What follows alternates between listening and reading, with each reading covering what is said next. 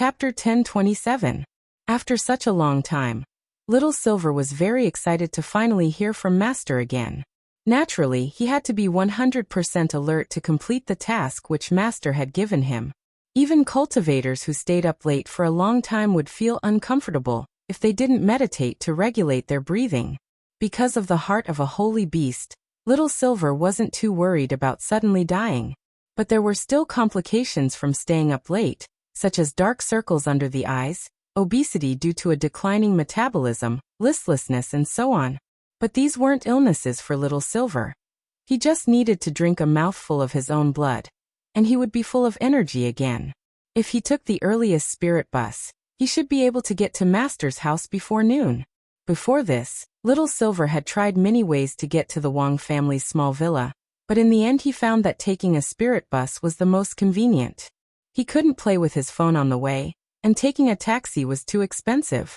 In contrast, Little Silver would rather spend the money he had spent on a taxi on takeout. It was different if he took a spirit bus. This kind of public transportation was more economical, and he could play mobile games on the way. Actually, taking the subway was also very suitable, but the Wong family's small villa was too remote and the subway didn't go directly there. The most important thing was that Little Silver really didn't want to be arrested and sent to the police station again. He had realized a very serious problem. As long as he went out alone, he would definitely be arrested and sent to the Cultivation police station for tea for Little Silver. The lunchboxes in the police station already didn't have much of an effect on him. "You're not online today?" Little Silver had just turned on his phone when he got on the bus when he saw that Miss Bai Chiao had sent him a new message. The Cultivation simulator test was about to enter the second stage, and she was going to ask Little Silver to come to the internet cafe to help test it out. Naturally, Little Silver's answer was Little Silver's refusal. "No, Master is looking for me today." "All right." Bai Chiao expressed her understanding. "Then I'll go look for old Guang and your boss." The boss she was referring to was Beast King, which was a covert title everyone had come up with after some discussion. As long as Beast King was still around, there was still a chance that the Holy Beast race could recover. This required something, and even more so, for Beast King to pull himself together and take on the great responsibility of the race. However, he knew that it would not be easy to get the sacred Beast King to perk up. Now the Holy Beast clan had been completely persecuted by the game. Of course, as the boss, Beast King had thought about abdicating his position and letting Little Silver take over as the new generation's Beast King. But Little Silver was now just an 8,000-year-old baby, and was far from the required age to inherit the throne. But Little Silver actually didn't care. He wasn't interested in the position of Holy Beast King. How comfortable were their days now, learning from Master, staying at grenade-throwing senior immortals' place to play games, eating takeout, drinking fat otaku Coca-Cola, and playing games. How comfortable were these days? Little Silver opened tomorrow's Arkansas. He heard that today was Billy's 10th anniversary celebration, and the game company had also given all players 1 search warrant, 5 recruitment vouchers, and 20 intermediate battle records. Little Silver felt that this game had a conscience. Then he used the extra prizes to recruit people. Accompanied by cool animation effects. White light 1, green vote 5. Conscience my ass. Little Silver roared in his heart and stomped his feet in anger. Mummy, this brother isn't wearing shoes." A cute boy next to him pointed at Little Silver's pure white feet. The boy's mother had in fact also seen it, and her expression was a little awkward, but she still taught her child not to point at other people, as it was quite impolite. Little Silver knew that this habit of his wasn't very good, but as a pure-blooded holy beast, he didn't wear shoes in his beast form. And the most important thing was that his hooves were very hard. Now that he was in human form, although he was barefoot, the soles of his feet were extremely thick, and he didn't feel any pain at all when he stepped on the ground. On the contrary, wearing shoes gave Little Silver a strange feeling of being bound. Modern society was already very open. Not wearing shoes was a person's personal freedom, and no one could interfere. Besides, Little Silver didn't think there was anything wrong with his feet. Since it didn't affect anyone else, it would be fine. Just as he was thinking this, an extremely strong stench suddenly wafted from the back seat of Little Silver's car. It was a white-collar worker in a black suit. Out of the corner of his eye, little Silver noticed that for some reason, the soles of this white-collar little brother's feet had suddenly itched, and when no one was looking, he had secretly taken off one of his shoes and scratched the soles of his feet. Then the stench wafted out. In the next second, everyone turned to look at little Silver, who was the only one in the car who wasn't wearing shoes. After staring for several dozen seconds, the spirit bus driver uncle couldn't take it anymore. He turned his head to look for the culprit who was giving off the stench of his feet, and the first thing he saw was little Silver. "Little brother, please can you put on your shoes? Otherwise, I'll have to ask you to get off the car." Little Silver felt very wronged. "This isn't my smell. You're the only one in the whole car without shoes. Who else could it be?" The shameless white-collar little brother echoed from the back seat of little Silver. Everyone in the car was instantly stirred up. "Get off! Hurry up and get off! It stinks! It really isn't my smell." Little Silver was furious. He absolutely couldn't get off in the middle of the road. There were no bus stops along the way, and if he got off in the middle of the road, he wouldn't be able to reach the Wong family's small villa before midnight.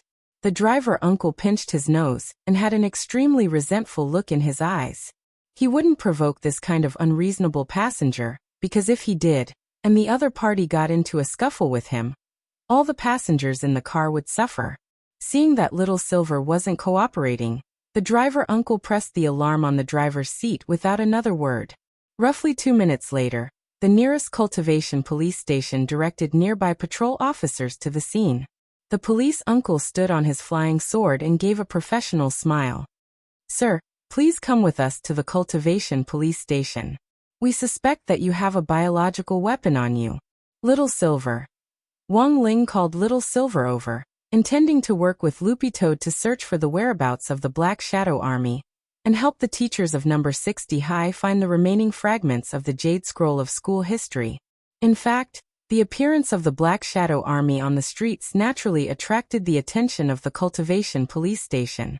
The Black Shadow Army and a large number of killers had acted at the same time, but hadn't harmed a single person on the streets. It wouldn't be an exaggeration to call this a conspiracy. After the incident that day, Teacher Pan, Lotus Sun and Feather Lin were all taken to the Cultivation police station for statements. After some detailed questioning, the three of them returned home. Officer Gao at the police station studied the statements until the next day. He felt that there was something fishy about this matter, and perhaps he should report it to the higher-ups. Just as he was about to make a call, a familiar figure flashed past his office at the door. "Brother at the door, wait." Gao Mu felt that he had seen a familiar figure. The patrol officer in charge of escorting Little Silver came in. "It's like this, we just found something on the spirit car." "Found my ass. Hurry up and let him go." This was the nth time that Officer Gao Tian had seen Little Silver enter the police station. Furthermore, every time Little Silver entered the police station, the result of the investigation was that it was a misunderstanding. Of course, this wasn't the most important thing. The most important thing was that the police station would lose a lot of bento boxes. The police officer in charge of patrolling was clearly puzzled. Seeing that it was Officer Gao in the office, Little Silver was delighted. "Ahahaha. So it's Officer Gao. Why are you here at this branch? Weren't you from the Anning District Cultivation Police Station?" I was promoted." "Congratulations. Since it's appreciated. Does that mean that the police canteen in this district is bigger? Do you have any new bento boxes? Give me 20 of them, thank you." King want a foot after giving me an inch? The corners of Officer Gao's mouth twitched.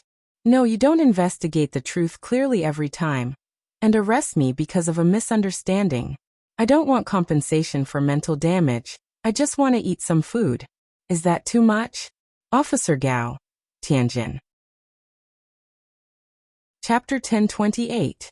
Since entering the era of national cultivation, the advent of order meant that the cultivation world was no longer a place where the strong were revered and strength ruled.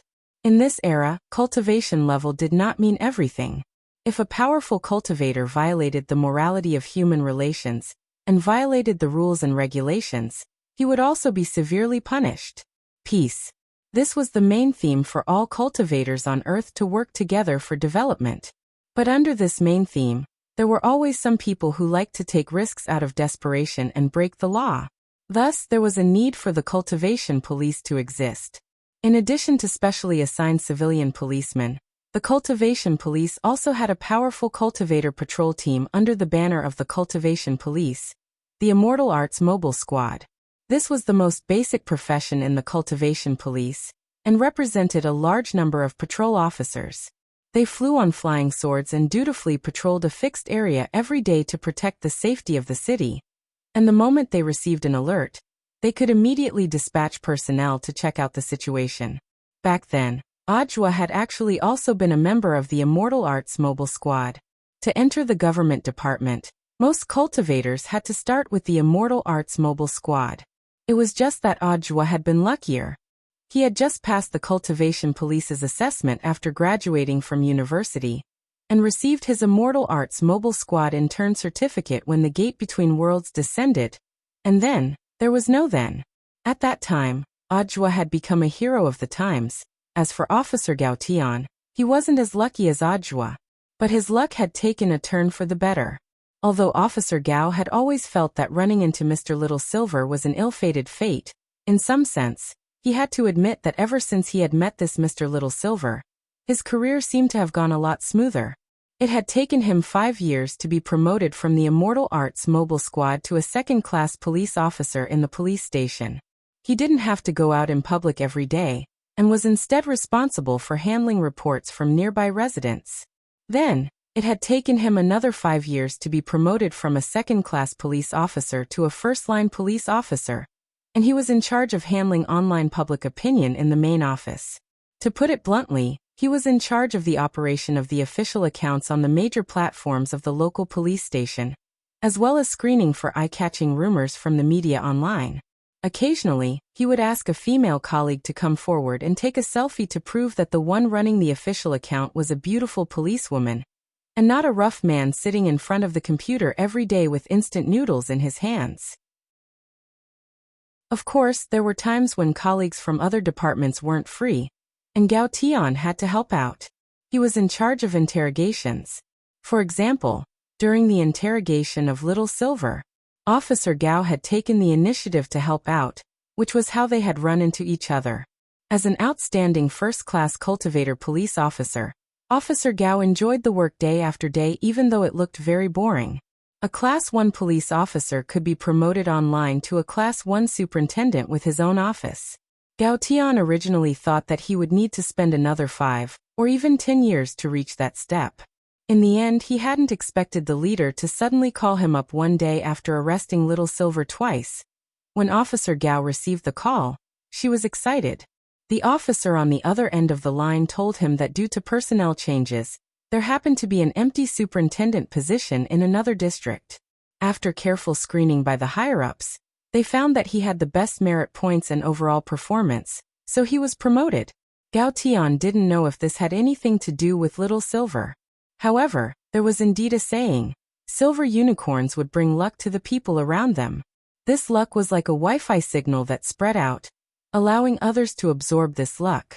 Thus, after other people absorbed Little Silver's luck, Little Silver himself would become very unlucky. This was also the reason why Little Silver was sent to the police station every time he went out. Because there were too many people around him. They sucked away his luck. On the contrary, it wouldn't be a problem for him to stay at home and be a fat shut-in. In the end, Gao Tian used his meal card to order 20 portions of canteen lunchboxes for Little Silver. Little Silver was actually right. They had caught the wrong person, so they had to make it up to him. Besides, this brother Little Silver indeed didn't have foot odor after being verified. When they bought the lunchboxes, Gao Tian took Little Silver to a pond next to the police station to verify it. If it really was the kind of stinky feet that reeked to the heavens, the fish in the pond would definitely turn belly up. In the end, not only were there no dead fish, a few lotus flowers instantly bloomed in the pond, stunning all the police officers. If you're done eating, hurry up and leave. Gao Tian put a pile of lunchboxes in front of Little Silver in a bad mood, looking as if he had already lost to Little Silver. He knew that given Little Silver's appetite, A mere 20 portions might not even be enough. Little Silver didn't stand on ceremony. He went out without breakfast. It wouldn't be bad to have an appetizer before he rushed over to Master's house. The food at the police station had always been very good. Even if he had already eaten it, Little Silver still thought it was delicious, because these lunchboxes were free. Little Silver knew that it might be a little shameless to say this, but was there anything more delicious than free food? As Little Silver ate, he saw Gao Tian's frowning face. In fact, Gao Tian currently had 2 cases to deal with. One was the large-scale collision between killers and a mysterious force that had taken place in his jurisdiction yesterday. Just as he was about to report it to his superiors, Little Silver arrived. It was only at that moment that Officer Gao had just sent the report through an official internal email channel. But there was no hurry with the first matter. Since there wasn't any progress, he still had to wait for instructions from his superiors. What really gave Gao Tian a headache was actually the second case. This was a serial murder that had taken place in his jurisdiction. At the moment, the suspects had already spread to an entire apartment building, and everyone was suspected of committing the crime. But Officer Gao couldn't find any substantial evidence. The mastermind behind this serial murder was very cunning. He had laid out a meticulous and rational plan, and couldn't even use magic to erase any traces of the crime scene. This was enough to prove that the mastermind hadn't left behind any evidence when he had killed the first person, so he hadn't needed to use magic to clean up the crime scene at all. What kind of case is it? Little Silver took a bite of braised pork meatball and stared at Gao Tian. Gao Tian, Mr. Little Silver, this is an internal matter of our police station. I know, but even if it's an internal matter, it doesn't mean we can't ask for outside help. Little Silver said as he ate. Don't look at me like this. I'm actually also a team leader of the Office of Strategic Deception. Maybe I can help you. The Office of Strategic Deception? Gao Tian was blank for a moment, and then stood up with a stunned expression on his face. He was sure he hadn't heard wrong. This was a super sect that had been set up in the shortest time possible in the cultivation world, and had also become the #1 light sect at the fastest speed. What Gao Tian hadn't expected even more was that Little Silver was actually one of them, and a cadre at that. Gao Tian thought about it carefully, and in the end he thought of something that terrified him to the core. He remembered that Little Silver had been brought to the police station twice before, and the person who had come to help him with the bail procedures seemed to have been that chief of the Office of Strategic Deception, grenade-throwing senior immortal himself. Chapter 1029. Is this the place? In the end, Gao Tian took Little Silver to the scene of the apartment. Little Silver looked at the terrain and felt that it looked familiar. There was no mistaking it, he had been here before. Isn't there an apartment for family members nearby? I have a friend who lives there, Little Silver said. That's right. Gao Tian nodded. This was also one of the main reasons why the higher-ups had demanded that this serial murder case be solved and the murderer found as soon as possible. The people who lived in the family apartment were all retired senior cadres of Huaxiu Nation's political circle. Such a large murder case in their jurisdiction had greatly disrupted the lives of these retirees, as well as the stability of the surrounding area. In fact, the crime rate in Songhai City was still very low, and murders were even rarer. This was another important reason why the higher-ups attached so much importance to this case. There was a family apartment in this area. Everybody knew that the security management of the place where there was a family apartment must be excellent. However, knowing that there was a family apartment, the murderer still chose to take action in this area. It was obvious that he was extremely confident in his means of committing the crime. It could even be said that this was a judicial provocation that despised the laws and disciplines of the cultivation world. Little Silver and Gao Tian stood at the entrance of the apartment building, which had 6 floors in total, and was called Divine Leisure Apartment. Take me in to have a look. Little Silver took out his phone to look at the time. Are you in a hurry? I have to go to East Huang Road before 12. So we just need to solve the case before 11 o'clock. Gao Tian sucked in a breath. It was already 9 o'clock. Solve the case in 2 hours? Who did you think you were, Detective Conan? Even Conan needed 20 minutes. But now that things had come to this, Gao Tian felt that it was good to let Little Silver have a look. In any case, he was here to reinvestigate the crime scene.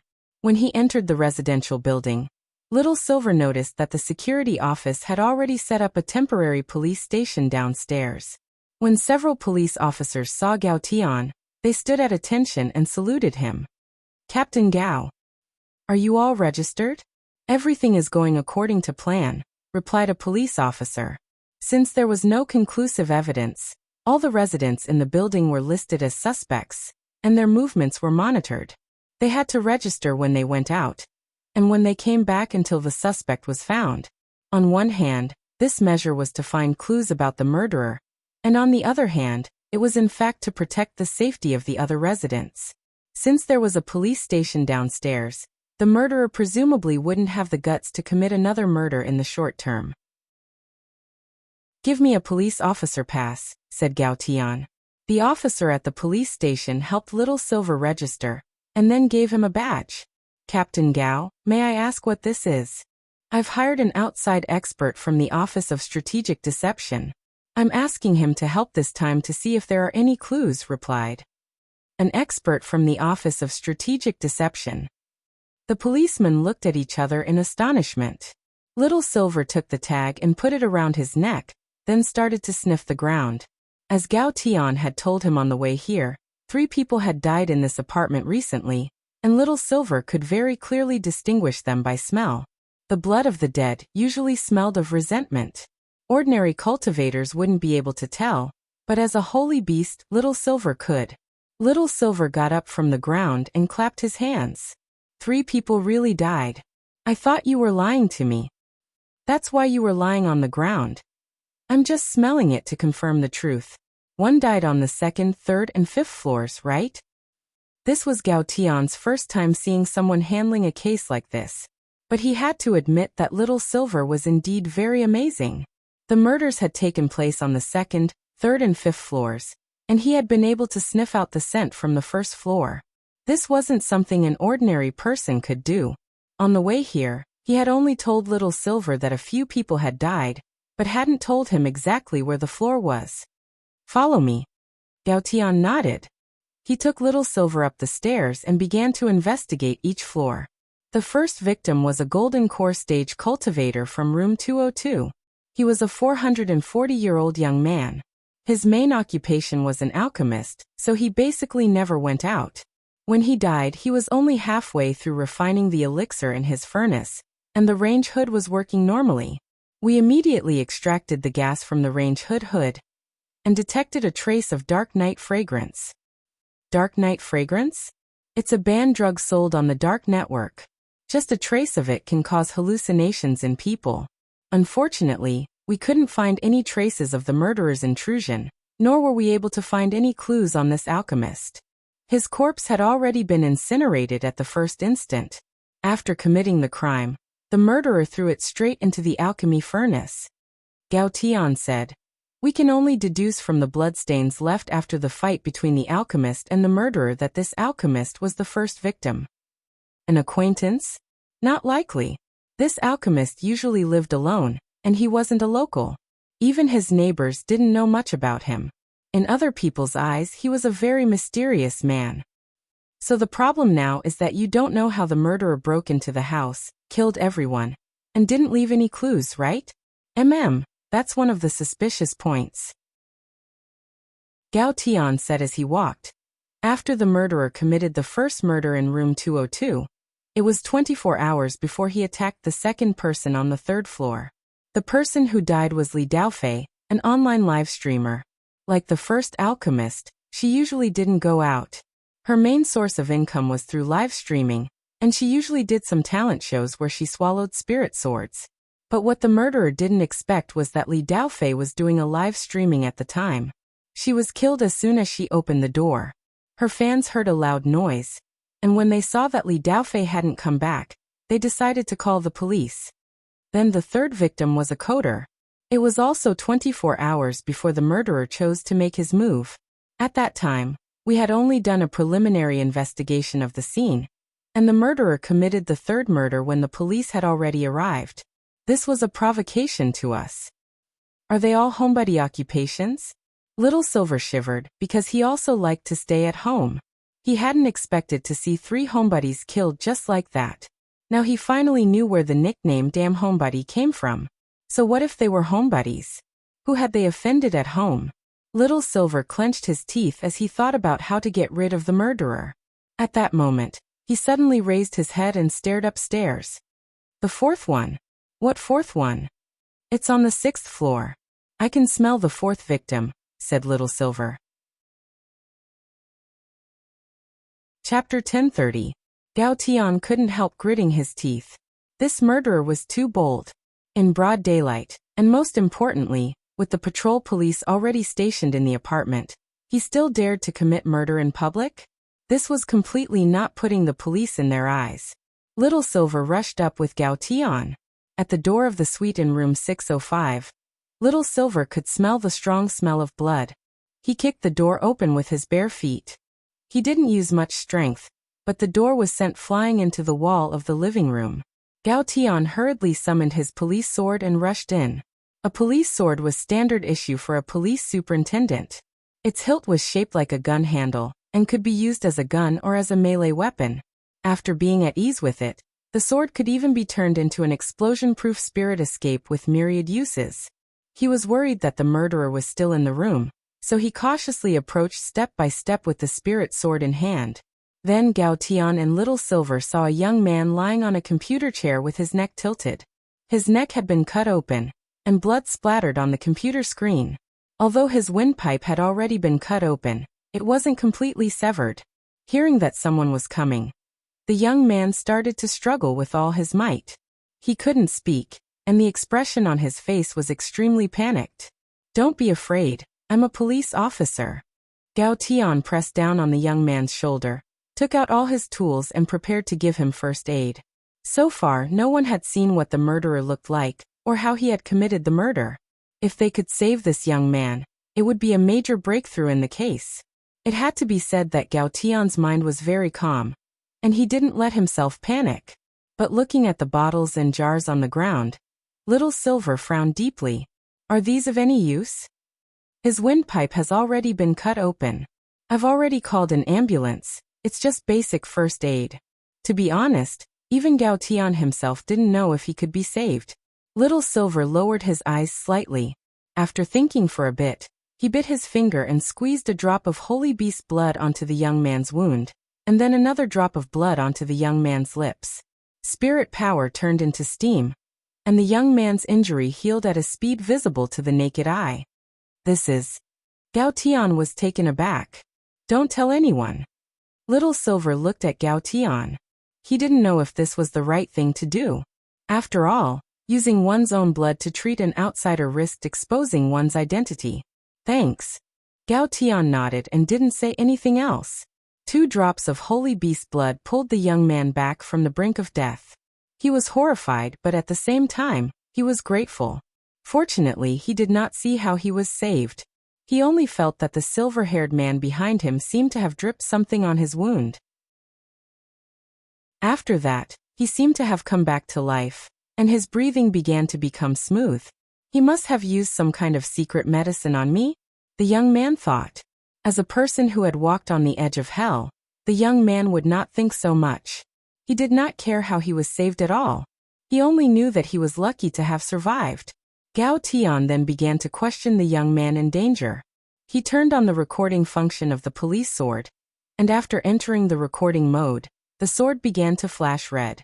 Little Silver's lips twitched. This sword was too omnipotent. What's your name? Age? Work? My name is Shen Guangrong. This year, I graduated from a Jindan University. Now, I'm doing my graduation design at home. What major? Spirit Sword Design Major. I'm in the Magic Treasure Design Department. I specialize in designing the shape of magic treasures. Gao Tian nodded. Don't be afraid. We're here, so the murderer won't do anything to you. Tell me what on earth happened just now. The young man clenched his fists and started to sweat on his forehead. To be honest, his encounter just now had been too fast. It had almost happened in the blink of an eye, and he had no idea what had happened at all. Unfortunately, officer, I didn't see the murderer clearly, Shen Guangrong said. Then he looked at the laptop in front of him with lingering fear. There was a pair of hands that suddenly reached out from the computer. I didn't even have time to react before they started attacking me with blades. Then my throat was slit. Computer screen murder? Gao Tian was shocked. What kind of hands were those? Those hands were hairy and a little black. They looked like the hands of a middle-aged man. The nails were very long, and there were some bloodstains between the nails. It looks like it should be the same murderer.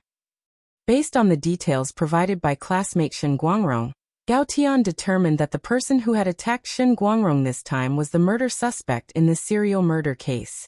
Judging from the description of the hands, this should be a dark-skinned man who was about 1.7 meters tall and weighed about 130 kg.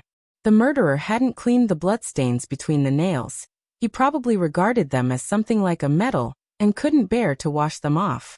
From this, Gao Tian determined that this murderer was 100% mentally ill. But to kill someone through a screen, Gao Tian had indeed never encountered such a method before. There were many methods in the cultivation world. To kill someone through a screen, one had to transform one's body into spirit fiber. It wasn't that there weren't such spells, since many delivery companies in the cultivation world already had a screen transmission service. But the problem was that the transmission was inanimate. To break down a person's body into something as ethereal as spirit fiber, and then reassemble it on the other side of the screen. In Gao Tian's opinion, this was simply playing with fire. Furthermore, given Songhai City's level of cultivation technology, the network police at the terminal would be able to detect it in an instant if a live body was really transmitted through a screen. Gao Tian already knew the murderer's modus operandi.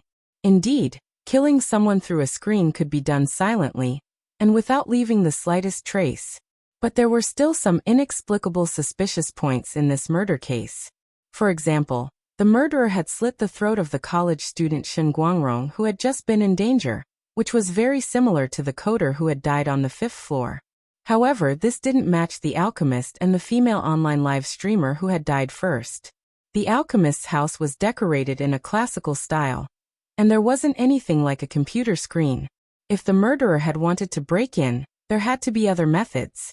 As for the female online live streamer, if she had really been killed through a screen, she would have died in front of the audience. In fact, it was confirmed that she had been killed when she had opened the door. Was it really possible for the same murderer to use two completely different killing methods? Was it to confuse the public? Or were there actually two murderers from the beginning? Chapter 1031. There were two murderers. Gao Tian felt that he wasn't far from the truth. To be honest, if it hadn't been for Little Silver, they might still have been fooled by this suspect. Now that they knew the suspect's modus operandi, everything seemed to fall into place. The next step was for the police to get busy. The next step was to cast a net and set up a trap, so that the suspect would take the initiative to offer himself into the trap. Thanks to Little Silver, Gao Tian was already able to produce the first phase of the murder investigation report when he returned to the police station that day. At the same time, the university student Shen Guangrong, who had almost been killed, also followed Gao Tian back to the police station. Worried that Shen Guangrong would fall victim again, Gao Tian immediately decided to take him back to the police station to protect him as an important witness. But for Shen Guangrong, he was pretty unlucky. It was almost time to hand in his graduation design, and he hadn't expected to run into this sort of thing. I'm going to report on the current situation. More than 10 senior police superintendents sat in the lecture hall, and Gao Tian stood at the very front as the team leader in charge of this operation. With the help of team leader Little Silver of the Office of Strategic Deception, we've already found out that the murderer killed people through an electronic screen.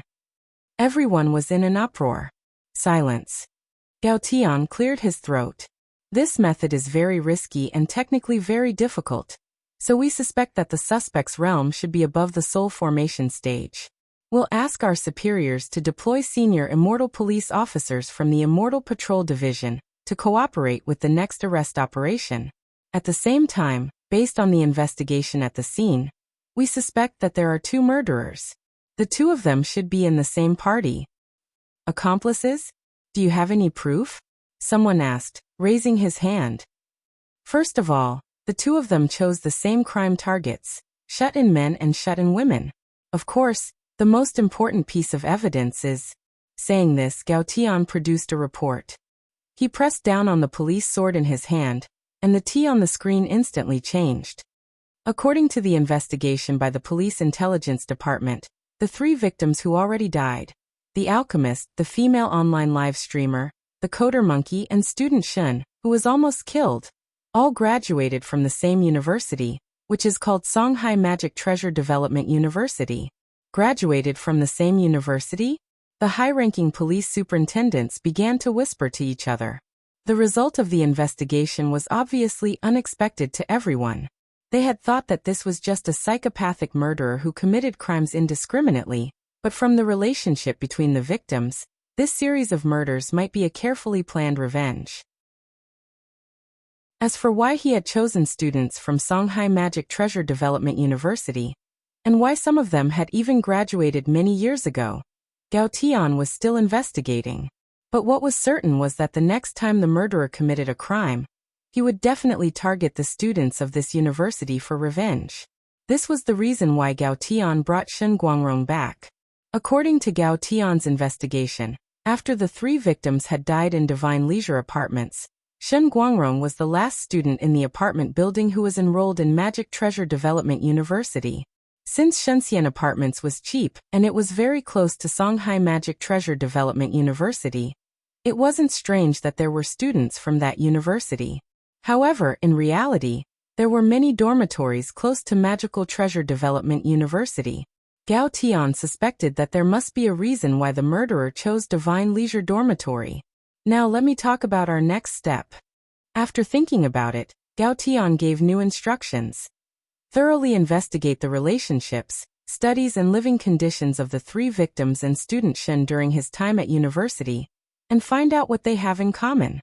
At the same time, inform Magic Treasure Development University students who are renting apartments on their own that they must turn off the screen delivery function before the murders are solved, and also turn on the network firewall. This way, if they encounter any unidentified objects passing through their screens, they can directly report it to the police station. In 3 days before midnight on September 18th, no matter where you are, please work with me to arrest the murderer in this case. Saying this, Gao Tian bowed deeply to the high-ranking police superintendents below him. It was September 18th, 17 days before the end of the summer break. After figuring out the murderer's modus operandi with Little Silver's help, Gao Tian began to carry out further investigations around Divine Leisure Dormitory. At the same time, Little Silver and Loopy Toad were carrying out a mission personally issued by Wang Ling to find the remaining fragments of the Jade Scroll of school history, and to search for the Black Shadow Army's hiding base. The Fate Dao that group of people mastered was very special. According to Divine Dao Star's Star Lord, Fate Dao was a kind of power that could be shared. In other words, these Black Shadow soldiers were currently in a symbiotic relationship. They were as thorny as weeds. Wildfires couldn't burn them down, and they would grow again when the spring wind blew. If they didn't ferret out the mastermind behind the scenes, it would be difficult to eradicate them, and they would immediately come back to life after they died. Little Silver strolled along the streets with Loopy Toad. Their first task was to collect the fragments of the Jade Scroll of school history. After all, there wasn't much time left until the end of the summer break. A man and a dog passed by a park. Buttface could smell the aura of a piece of debris nearby. Hurrying over with Little Silver, they saw a high school student doing language exercises. This wasn't a kid who had come out to copy homework, but the son of the shop owner in the park, who was doing his homework as he looked after the shop. Dog 2 glanced at his school uniform and realized that the youngster was from number 59 high school. "Hello, classmate." Little Silver walked over. "Which problem can't you solve?" "You are?" The youngster looked up. "I'm actually a tuition teacher." Little Silver casually gave up his identity. Looking at the exercise scroll in the youngster's hand, he then took out a sack from his pocket. From inside, he took out an identical one. The homework in this sack was already done. Pen and eraser, these two gremlins, had spent the whole night doing nearly 1,000 copies of their summer vacation homework, which included all the major exercises that high school students would encounter during the break. As for their ultimate goal, it was very obvious: to trade, exchanging the completed homework for the unfinished ones. Provided that the jade scroll of school history fragment that Little Silver and the others were looking for was in that homework. I have some completed ones here. Do you want to trade? Little Silver took out the exercise scroll and handed it over. The youngster opened it and looked at the neat handwriting on the scroll. The answers were correct, but at the same time he was a little hesitant. Is this okay? Teachers generally don't check summer vacation homework. It's fine as long as you finish it.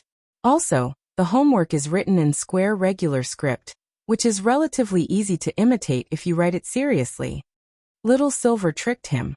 Look at you, you've been struggling for so long with just one question.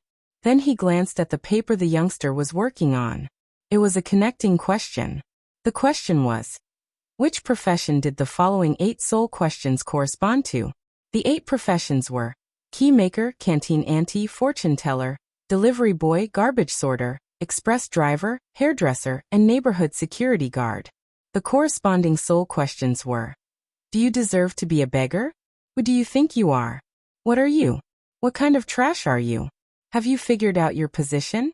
Take a look in the mirror and see if you think you can do it. And who are you? Where do you come from? And where do you want to go? The youngster had actually finished connecting the lines. But after that, the young man began to think about life, until Little Silver and Dog 2 appeared. Tianjin. Chapter 1032. Little Silver and Loopy Toad believed that anyone who saw these 8 questions of the soul would ponder deeply about their own lives. As far as Little Silver was concerned, he actually felt that this question was quite up to date with the times. Ever since the pilot project in Songhai City had started in the last few months, the entire city's citizens had been busy sorting out garbage. Bastard, you still want to find me? They might even seize your spirit sword on the spot and make you help pick up rubbish in the city. You'd only be done after picking up 5 kilograms of rubbish. Therefore, if you saw a person carrying a black sack in the middle of the night, acting suspiciously, this person might not be a thief, but someone who came out to throw rubbish. If you don't throw the garbage at this time, there will be a row of garbage sorting aunties standing in front of the garbage room in the morning waiting for you with a smile on their faces. They will ask you, "What kind of garbage are you?" Thank you for your cooperation. Little Silver successfully exchanged Chinese test papers with student Shen Guangrong from number 59 high school. Student Shen was overjoyed. Can I change my other homework too? Little Silver glanced at student Shen. Do the rest yourself. Didn't your mother teach you not to be opportunistic and take advantage of the situation? Student Shen. Little Silver. How can you improve without doing homework? If you don't improve, how are you going to get into a good university? If you don't get into a good university, how are you going to reach the pinnacle of your life? How are you going to marry a rich and beautiful woman? Then student Shen fell into deep thought again. In any case, he had already gotten what he wanted, so Little Silver didn't think he was going overboard. Being opportunistic was wrong in itself. Dog 2 found a secluded spot at the entrance of the little shop in the park and drew up a transmission array. The specific coordinates were Headmaster Chen's office. After receiving the homework, they wouldn't choose to take it with them, because doing so might attract the attention of the number 60 high teachers who were hiding nearby. Thus, Little Silver and Loopy Toad had already come up with a plan. They would send one back whenever they collected a book. In any case, the magic array used for item transmission wasn't complicated. They just needed to know the coordinates. Loopy Toad stretched out its dog paw and injected spirit energy into its nail. It then drew a fairly smooth circle in the dirt, and then directly used its nail to carve words into the circle. As everyone knew, the hardest part of drawing an array was not carving out words, but drawing circles. If the circle wasn't perfectly drawn, the formation wouldn't be able to activate properly. Therefore, drawing circles was a basic lesson for array masters. It tested the stability of one's hand. Whether an array master was strong or not could be seen from the stage of drawing circles. Powerful array masters have many ways to draw circles. Not only can they draw circles, but they can also draw them quickly. The Sky-Swallowing Toad clan was one of the few powerful Demon King clans in the demon world known for their support of phantons. Arrays were actually one of the compulsory subjects for the Sky-Swallowing Toad clan. Hence, Loopy Toad was in fact already very skilled at drawing magic arrays. The whole process took less than 2 minutes. Loopy Toad then put the language test paper into the magic array. It recited a spell and formed a seal with its paw. In a flash of golden light, the language test paper was accurately teleported to Headmaster Chen's office. Loopy Toad then dug up the dirt on the side to cover up the magic array. After confirming that there was nothing wrong, it turned its head and said to Little Silver, "Let's go to the next house." At noon, Loopy Toad took Little Silver to the vicinity of a university. At the school gate, several courier little brothers were fretting. They were in a hurry to make their next order, but they couldn't get in touch with the school's recipient for a long time. Little Silver moved closer to take a look, and saw clearly that the school's stone tablet said, Songhai Magic Treasure Development University. So this is it. Little Silver sighed. "What's wrong?" asked Loopy Toad. "It's the university I told you about yesterday that the serial killer is targeting," Little Silver replied in a low voice. Loopy Toad nodded and instantly understood. Because the killer had committed the crime through a screen, the convenient delivery function of the entire school had been cut off to ensure the safety of the students while the killer hadn't been apprehended. If the students wanted to receive their packages, they could only follow the old method of having the courier place the packages at the school gate at noon and wait for people to pick them up.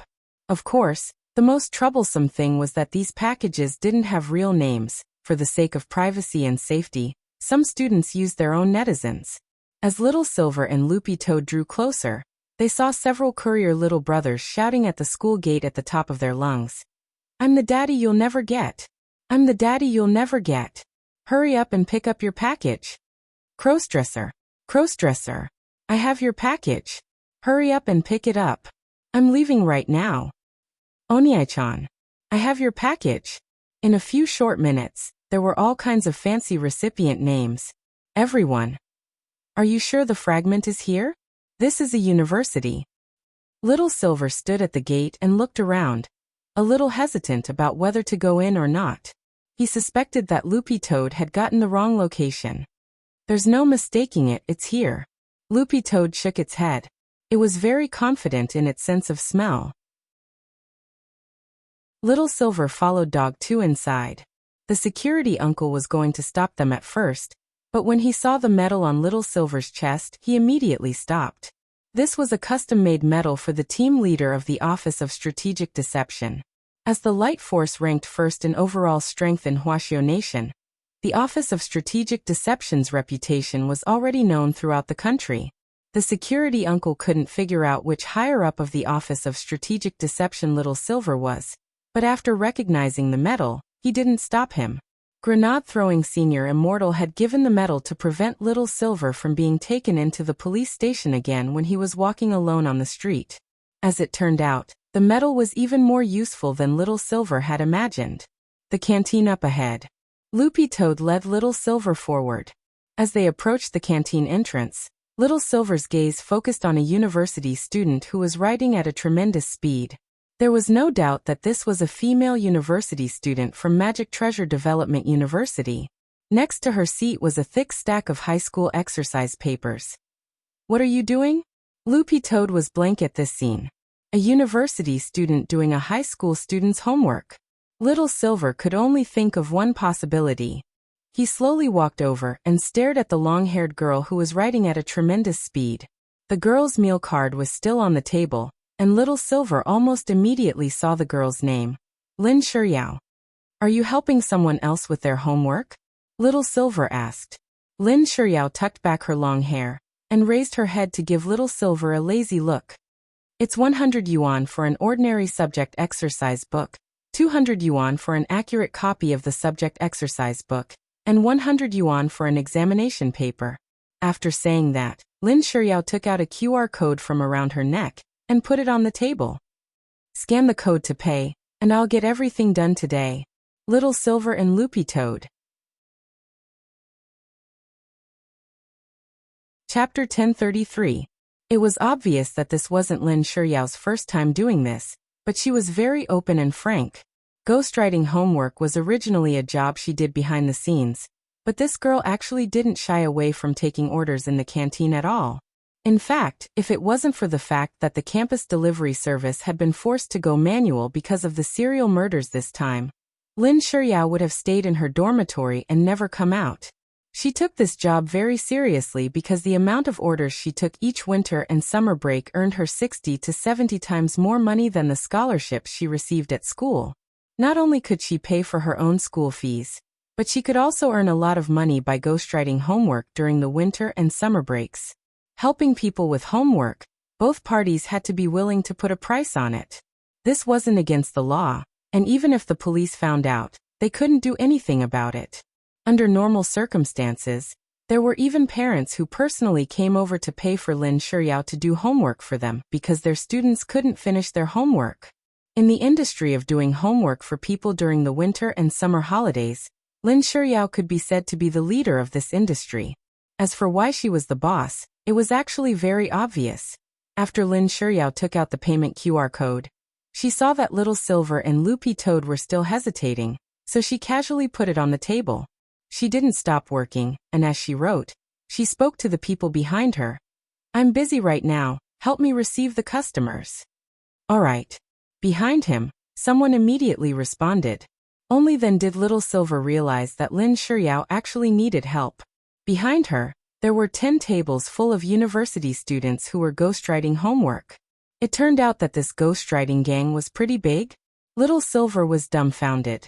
This was a team that Lin Shiyao had specially hired because ordinary university students didn't have Lin Shiyao's reputation and could receive such a large number of orders, so Lin Shiyao had come up with the idea of pulling them in.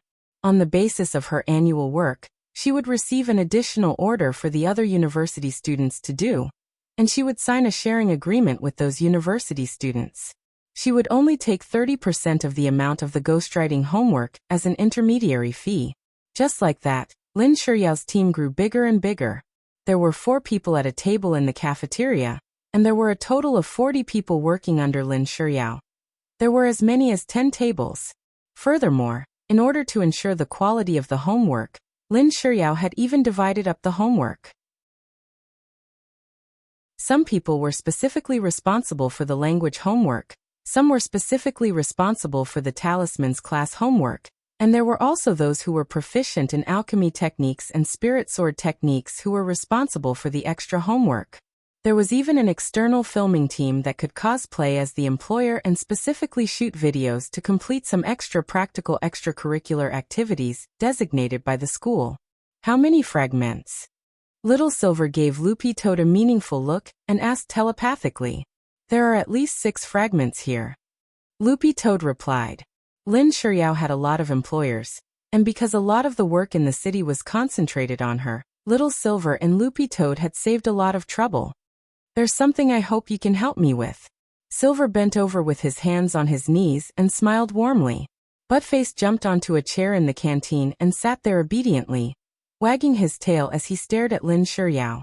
Miss Lin glanced at Little Silver and Loopy Toad, but she didn't stop working.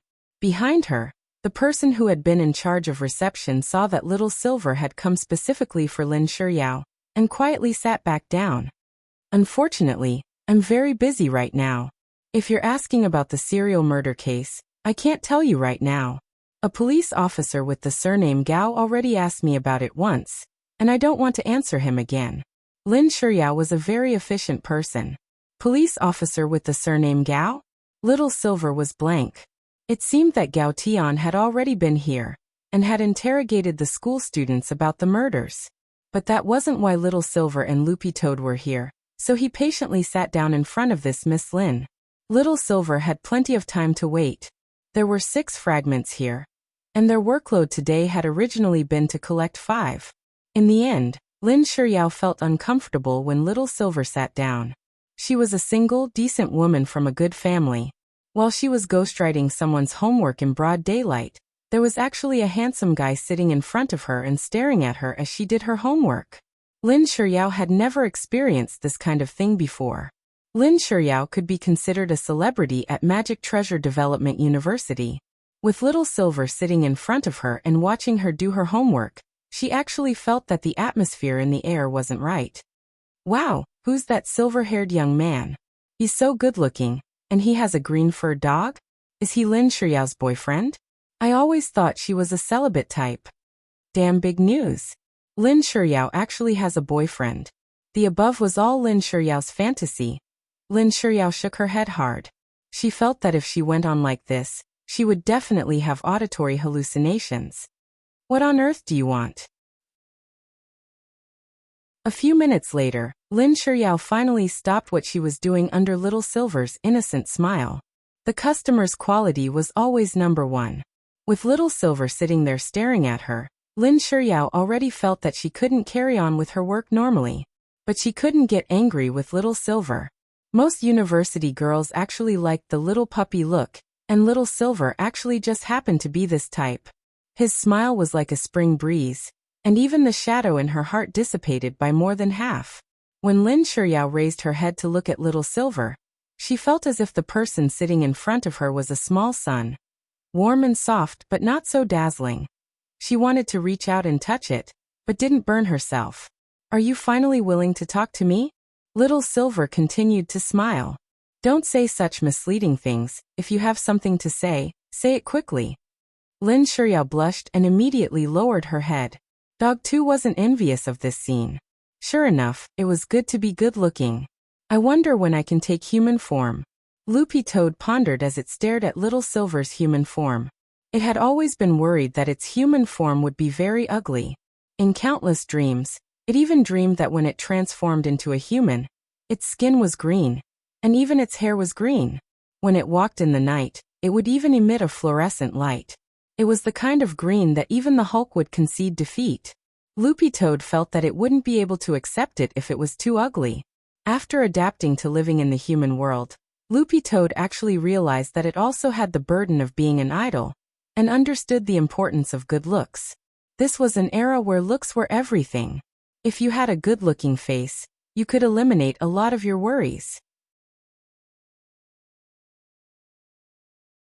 Chapter 1034. It was human nature to love beauty. While one's looks were something you were born with, there had always been an endless supply of magic and elixirs in the cultivation world to change one's appearance based on each person's different aesthetic needs. Cultivators didn't need to use a knife at all for cosmetic surgery, and it was very safe. Youth retaining pill. It can optimize your original facial features to a certain extent, improve the condition of your skin, and make you look younger. Among them, Huagua Water Curtain Group's youth retaining pill was the most famous. Of course, if you wanted to completely change your appearance, you could use a face shaping pill. Within half an hour after taking it, your face would be as malleable as plasticine. However, face shaping pills weren't usually sold to the public. This was a hospital cosmetic department's allocation, and the doctors responsible for shaping the face had to pass a face shaping exam and obtain the relevant qualification certificate before they could use it. The truth was that Loopy Toad wasn't worried about how ugly it would be in human form. It was worried that its hair would be very strange. There were a lot of green-haired men in cartoons, but if they were in real life, they would definitely look very strange. Of course, the fear of being ugly was not something everyone had. For example, little Master Ling was worried that he was too handsome, and had forcibly pulled his appearance down to average standards. Face was something you were born with. Loopy Toad stared at Lin Shiryao. Although it had only known Lin Shiryao for a few short minutes, it could already feel the charm of this good-looking straight-A student. A group of college students doing homework for someone else taking orders in the school cafeteria with great fanfare was definitely a beautiful sight. Letting little Silver continue to stay here would disturb her work, so Lin Shiryao listened to his request patiently. Little Silver didn't go into detail, and just told Miss Lin that for some reason, they needed to exchange some specific exercise books and test papers. Lin Shiryao took the exercise books from little Silver's hands and stared at them. The handwriting was neat and extremely beautiful. Furthermore, Lin Shiryao had never seen the handwriting on them before. Thus, Lin Shiryao agreed to little Silver's request. It's up to you how much you want to exchange. Then she buried her head in her homework again. Thank you. The exchange was a success. Little Silver and Loopy Toad were pleasantly surprised to receive 6 fragments in one go. Out of the corner of her eye, Lin Shiryao sized up the 4 test papers and 2 exercise books which Little Silver had exchanged, and couldn't help feeling an itch in her heart. Brooding over the beautiful handwriting, she suddenly had an idea. She really wanted to meet the owner of such beautiful handwriting. Who wrote this homework? Lin Shiryao asked without raising her head. To be exact, Master wrote it, Little Silver replied. He was well aware that pen and eraser, these 2 gremlins, were merely acting on Little Master Ling's will. While they would help Little Master Ling with his homework, there were also rigid rules. 1.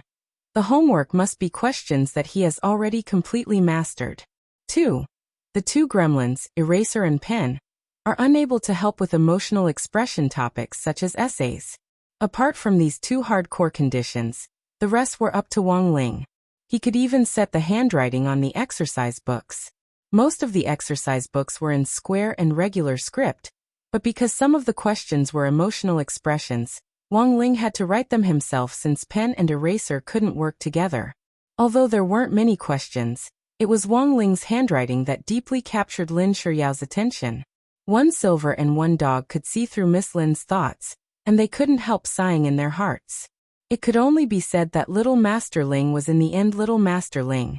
Without even going out, he could casually win over a university girl, and an incomparably beautiful and abstinent female top student. It wasn't strange that they could see through Lin Shiryao's thoughts. Little Silver was a holy beast, while Loopy Toad was a quasi-holy beast. On top of that, the Silver Dog and the Silver Dog had long since comprehended the sacred heart illumination ability from their private conversations. Although this ability wasn't as powerful as Wang Ling's mind-reading ability, which could radiate infinitely far away, it could still read a person's inner thoughts at a close distance. The truth was that Loopy Toad didn't even think it needed the bright Saint Heart ability at all when it came to Lin Shiryao. This kind of young girl, who was still in puberty, could completely betray her inner thoughts with just her expression alone. I don't know what you're looking for, but it looks like the things you're looking for are probably mixed in with this group of children's high school summer vacation homework, right? Lin Shiryao cupped her chin as she tried hard to think of a possible course of action in her mind. Finally, she gritted her teeth. How about this? I'll make a deal with you. I'll increase the number of orders, and help the girls collect as much homework as possible. That way, you might be able to find everything faster. So that's how it works. Little Silver pondered for a moment, but at the same time he was worried that Lin Shiryao wouldn't be able to complete the task as promised. This kind of workload was 100% excessive. You don't have to worry about me. Since I agreed to increase the number of orders, I'm fully confident. Lin Shiryao put down her pen and smiled confidently. Have you heard of the flow of 2 pens? Loopy Toad was blank. Of course it knew about the flow of 2 pens. This was the move that Dopey-gua used to copy homework in number 60 high school. Moreover, Dopey-gua had upgraded this move and introduced the flow of 5 pens to copy homework to increase the speed of copying. To tell you the truth, I'm the leader of the flow of 2 pens sect. Lin Shiryao crossed her fingers and began to formally introduce herself to Little Silver and Loopy Toad. After joining our sect, learning the flow of 2 pens is the foundation. As long as I mobilize all the disciples of our sect to use the flow of 2 pens to ghostwrite, the workload will double, Lin Shiryao said. Of course, as the leader of our sect, my highest strength isn't just the flow of 2 pens. After saying that, Lin Shiryao took out all the pens in her pencil case. She held 1 pen between her fingers, and with her 2 hands, she held 8 pens in total. F***K. Flow of 8 pens. Loopy Toad now completely believed in Lin Shiryao's identity as the founder of the Flow of 2 Pens sect. It could only be said that as the founder of the Flow of 2 Pens sect, Lin Shiryao indeed had the qualifications to take on this great responsibility. Writing homework with 8 pens. That speed was simply unimaginable. In Lin Shiryao's eyes, these high school exercises were already as easy as eating and drinking. While using the 8 pens, Lin Shiryao had already transformed into a humanoid typewriter. Like a swordsman, she put all the pens in her hands into the pencil case. Her movements were so smooth it was like an exquisite dance performance. Chapter 1035. Actually, meeting Wang Ling wasn't as complicated as one might imagine. Those who were familiar with him knew that as long as you prepared crispy noodle snacks beforehand, you could even video chat with the beloved Ling Zhenren. Of course, Ling Zhenren wouldn't say a word during the video chat. He would just stare at you with those adorable, round dead fish eyes of his, and thus firmly lock onto your heart. A lot of the time, if you wanted to see into a person's heart, you just needed to look into their eyes. The eyes were the windows to the soul, and Wang Ling was no exception. The truth was that his eyes were a little special because of the king's eye, and his pupils were red. But in the cultivation world, there were plenty of cases of eye colors changing because of different foundation establishment martial arts, so there wasn't anything wrong with having the wrong eye color. Of course, there were some people who deliberately wore cosmetic contact lenses in pursuit of color, which wasn't allowed at school. There was a big difference between natural eye color and cosmetic contact lenses, and the teacher in charge of the school inspection at the entrance could tell at a glance with his many years of experience. Taking a deep breath imperceptibly, Little Silver sorted out his thoughts and planned to continue discussing the next step of their collaboration with Miss Lin. He felt that Miss Lin's proposal was reasonable, but to avoid upsetting Little Master Ling, he made an additional request. He hoped that Lin Shiyao would only observe from a distance and not get too close. Lin Shiyao had no interest in this. Her original intention had just been to see what on earth the owner of this beautiful handwriting looked like to satisfy her curiosity. As for whether she could talk to him, Lin Shiyao didn't have any particular expectations to begin with. Lin Shiyao had been in love once, but after breaking up with her ex, she had completely given up on relationships and felt that she would never fall in love with anyone again. In Lin Shiyao's view, being in love was simply torture. Lin Shiyao could list out more than 100 benefits of being single. She was unfettered and unfettered. She didn't have to go through the routine of hypocritical warmth every day. She lived more authentically than anyone else. How great was that? Just like that, the deal was officially finalized. Then it's a deal. Lin Shiyao started to take deep breaths to hide the joy and anticipation in her heart. She had the assistants behind her start to increase the number of online orders. Little Silver and Loopy Toad heard the people behind them start to get very busy, and the ding-dong sound of Taobao notifications on their cell phones didn't stop ringing. Where there was demand, there would be a market. The profession of ghostwriter was just a job born out of the development of the times. Trash sorting, for example, had recently become popular. Loopy Toad believed that it wouldn't be long before a company would launch a professional garbage sorter, who would not only help sort and empty the trash, but would also be on call like a delivery boy. Loopy Toad hadn't expected Lin Shiyao's business to actually be so good. It wouldn't be an exaggeration to describe it as noisy gongs and drums, crackling firecrackers, fluttering red flags, and a sea of people. At this rate, he would definitely be able to collect all the fragments of the Jade Scroll of school history before the semester started. But at this moment, a loud boom suddenly came from outside the cafeteria, followed by many students running into the cafeteria in panic, some even screaming. "What's the situation?" Lin Shiyao stood up and grabbed a flustered boy to ask. "Big Sister Lin, I think there's an explosion in the auditorium." "Explosion? What happened?" I don't know either." The boy was also dumbfounded. "I just went out to receive a package, and then I heard a loud noise coming from the auditorium." "Did anyone get hurt?" "I don't know, but I remember that there seems to be a teacher giving a public lecture in the auditorium at this time. There are about 50 alumni in the auditorium right now." "You guys stay here, I'll go take a look," Lin Shiyao instructed the people behind her, and then she set off for the auditorium. Lin Shiyao was also the president of Magic Treasure Development University's student union. She couldn't just sit back and watch something like this happen. At the very least, she had to know the cause of the explosion in the auditorium. This incident also attracted Little Silver and Loopy Toad's attention. After some discussion, one Silver and one Dog rushed out with Lin Shiyao. Magic Treasure Development University hadn't been very peaceful recently, and it was all because of the serial killer who had yet to be brought to justice. Then could this explosion have something to do with the killer?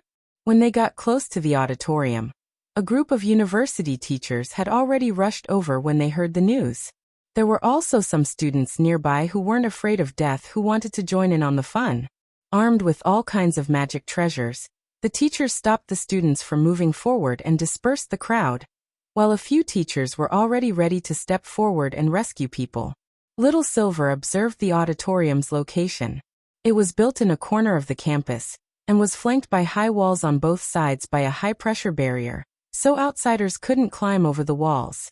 There were 2 entrances to the auditorium, but both had already collapsed after the explosion, and bricks, tiles, and rubble had rolled down to completely cover the entrances. Seeing this, Little Silver already realized that something wasn't right. This was clearly a premeditated explosion. If it had been an accident, it was impossible for the 2 entrances to be blown up so coincidentally. Just then, a very unfamiliar voice came from inside the auditorium. "Teachers, please calm down. Please put away your magic treasures and step back, otherwise I can't guarantee the safety of the 50 students and 1 teacher in the auditorium." An icy voice without the slightest emotion floated in the air. This was the warning that came from the auditorium's built-in broadcasting room. "Who are you?" asked one of the teachers. "It seems you've been looking for me for a long time, and used all kinds of methods to prevent me from harming the next student. But the truth is that I'm running out of patience. I feel that the students who died too easily, and should have been tortured to death. The reason why I'm holding this place hostage today is in fact the result of your Magic Treasure Development University's inaction." When the man said this, all the teachers and students broke out in a cold sweat. This was the latest serial killer. "You can ask for anything. Please don't hurt the children inside." At that moment, a middle-aged man with slicked back hair and a somewhat out of shape stepped forward. This was Zhou Dongye, the headmaster of Magic Treasure Development University. Little Silver had seen some of the police investigation data on Magic Treasure Development University from Gao Tian previously, so he recognized this man at a glance. "This voice, it's Headmaster Zhou Dongye's, right?" The man inside sneered. "I didn't want to do this, but the truth is that if I didn't make a big deal out of it, you wouldn't have taken it seriously at all. Do you remember this child, Zheng Jingxian?" When the man said this, the faces of Headmaster Zhou Dongye and all the teachers present darkened. When Little Silver turned his head, he saw that Lin Shiryao had already clenched her little fists, and was trembling slightly. Chapter 1036. After receiving the news from the school, Gao Tian immediately rushed in the direction of the school. In order not to agitate people, he changed into plain clothes and borrowed the chief's private car to hurry to the school. There weren't many people with him, just 3 police officers. As for the Immortal Arts mobile squad, they were already deployed in the vicinity. They were hiding nearby and wouldn't show themselves for the time being. As soon as Gao Tian gave the order, they would rush in to save the students. But such a forceful attack was ultimately just a last resort, because this was a serial killer who had already killed several people. He absolutely wouldn't mind killing a few more. "How's the situation?" Gao Tian asked his assistant on the way. "The school's teachers are maintaining order at the scene. By the way, Captain Gao, the suspect mentioned a person named Zheng Jingxian. Our colleagues from the intelligence department went to look into him. Take a look." The assistant handed his phone to Gao Tian. It was a detailed file on Zheng Jingxian. 3 years ago, he was a student at Magic Treasure Development University, a fresh graduate from the class of 4393. His grades were excellent, and he had even represented the school in a magic treasure design competition. Gao Tian read the relevant information that the intelligence department had gathered from the internet. Because he was suspected of plagiarizing someone else's work in an international competition, Zheng Jingxian was permanently disqualified from the competition. As a result, his alma mater, Magic Treasure Development University, was tarnished. After discussion with the higher-ups of Magic Treasure Development University, they ordered Zheng Jingxian to publicly apologize to the entire school and the magic treasure design industry, or he would be expelled and punished. Zheng Jingxian refused to apologize, and after several fruitless attempts at communication, the school issued a disciplinary notice. When the courier delivered the notice to Zhang Jingshuan's rental apartment, he discovered that he had already committed suicide by detonating his golden core. Reading up to this point, Gao Tian rubbed his chin. So that's what happened. In fact, this incident had caused quite a ruckus back then. Gao Tian vaguely remembered that the news that year had been overwhelmingly denouncing Zhang Jingxian. The only thing missing was someone pressing his head down and forcing him to apologize. After Zhang Jingshuan's death, the incident didn't stop there. Online media outlets wrote articles about how Zhang Jingxian was so ashamed that he couldn't bear the pressure and had committed suicide to escape punishment. Then the netizens' comments on Zhang Jingxian began to change.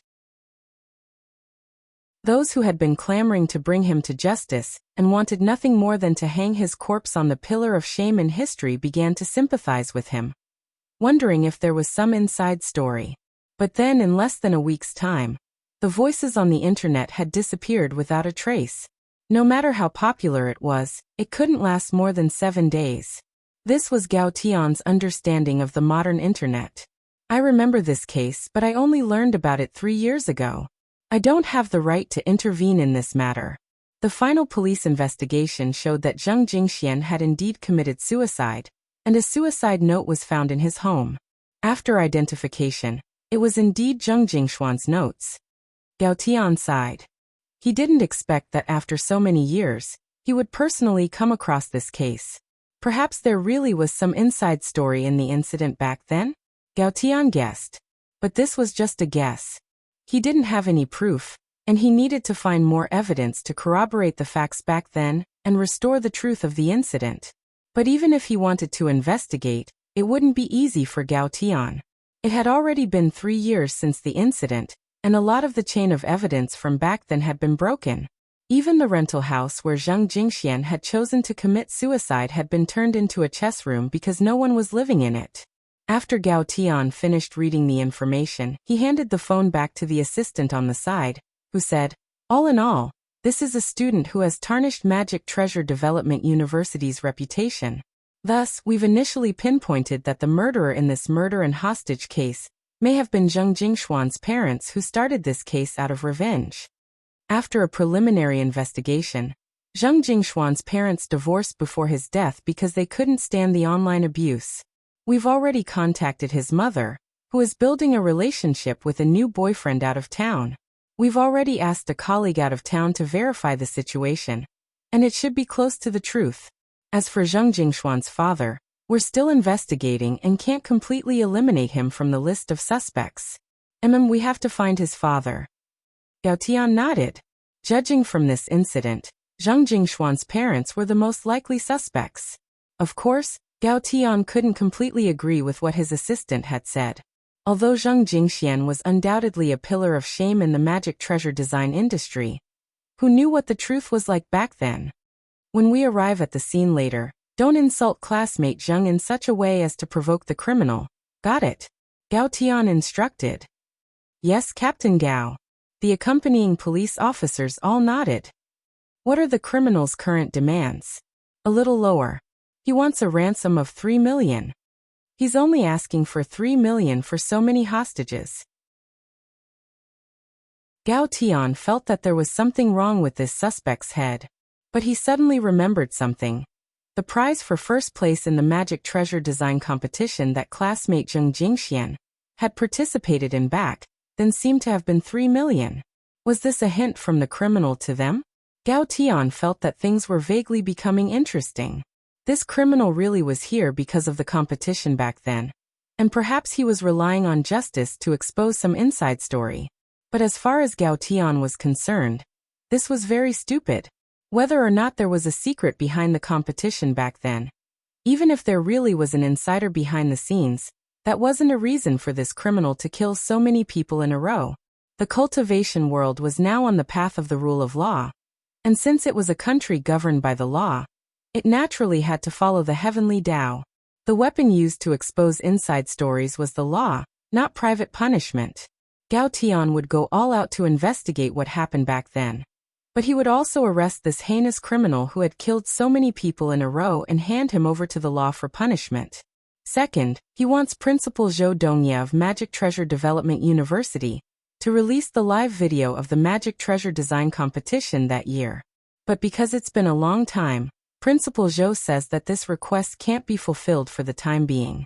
He still needs to communicate with the organizing committee and get permission before he can bring the video to the scene.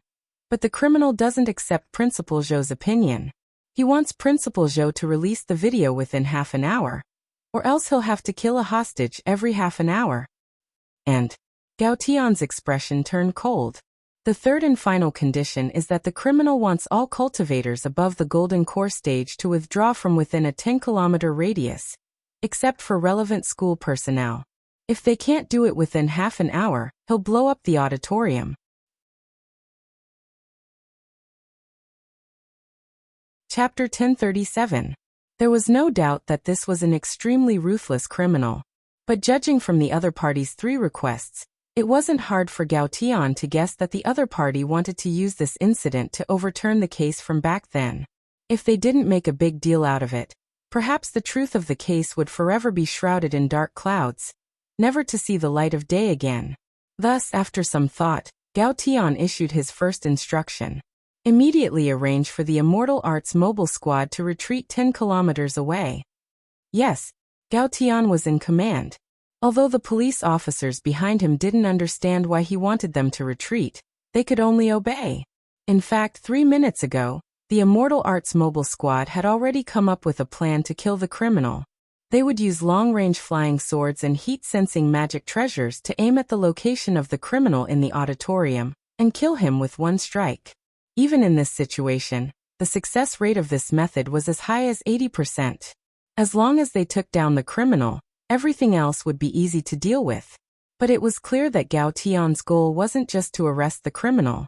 Logically speaking, they could indeed use long-range sniping to kill a criminal who had taken hostages, but the current success rate wasn't 100%. If they failed and angered the criminal, all the students in the auditorium would be out of luck. And another very important point was the criminal's methods. Before this, the criminal had killed people through a network screen many times. Such a strange method proved that the other party's realm was high, and he definitely wasn't an ordinary person. Because of this, they had to be even more cautious.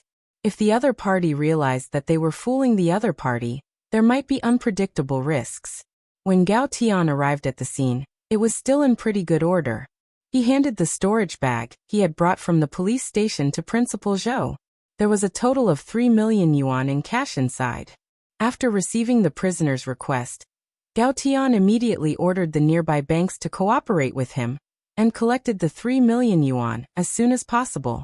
The other party's goal was just to get a plan, and the cash extortion was just a formality. Thus, Gao Tian estimated that the risk of the bank losing 3 million yuan was very small. Of course, even if they did lose money in the end, it would be the insurance company who would pay for it. After entering the cordon, Gao Tian suddenly noticed that Little Silver and the green-furred dog he had seen before were also inside, and he was startled. "Why are you here?" The police officers and teachers on the side were also very helpless. They had already evacuated according to Gao Tian's instructions, and didn't leave anyone at the Golden Core stage or above. But Little Silver was from the Office of Strategic Deception and needed a team leader, and they couldn't order him around at all. "I was just passing by for a bit, and then I just happened to see the commotion," Little Silver said, then whispered to Gao Tian, "Don't worry, the green-furred and I have concealed our auras. They won't be able to tell." Gao Tian. The truth was that Little Silver wasn't worried at all that this murderer would care about it.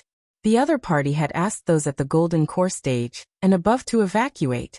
But Little Silver and Loopy Toad were holy beasts, and he was a quasi-holy beast. The ones retreating were humans. What did that have to do with the holy beasts? Principal Zhou Dongye heaved a sigh of relief at Gao Tian's appearance, but the situation in front of him was still extremely tense. "Can you send the video over in half an hour?" Gao Tian asked. Principal Zhou Dongye was taken aback. He nodded as cold sweat trickled down his forehead. "It should be possible." "Principal Zhou, I need a definite answer." "Sure." After Principal Zhou Dongye finished speaking, Gao Tian's gaze turned to the small auditorium inside. "Sir, have you heard Principal Zhou Dongye's words clearly?" Now, why don't we talk about the purpose of your actions? For a very long time, there was no reply from the person inside. Then, in the next moment, a picture was publicly projected on the LCD screen outside the auditorium. It was a blueprint for a magic treasure, a pill furnace. The entire cauldron was greenish-gray in color, and its surface was decorated with jade and silver beads. The bottom of the cauldron was designed with spiral legs, and each spiral leg had 128 vents that were invisible to the naked eye, which could minimize the internal pressure produced during the refining process. Finally, a circular exhaust system was embedded at the bottom of the pill furnace, reflecting the outstanding concept of environmental protection. This was the winner of the Magic Treasure Design competition 3 years ago, and the author in the lower right corner was a person called Raven. In fact, Raven didn't represent a person, but the code name of a famous studio. The person who had founded Raven Studio back then was Fu Fuxing, who had graduated from Magic Treasure Development University, and was in the same class as Zheng Jingxian.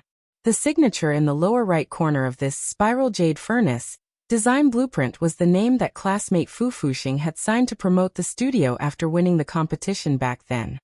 Fu Fuxing, Gao Tian murmured. Fu Fuxing, who is this?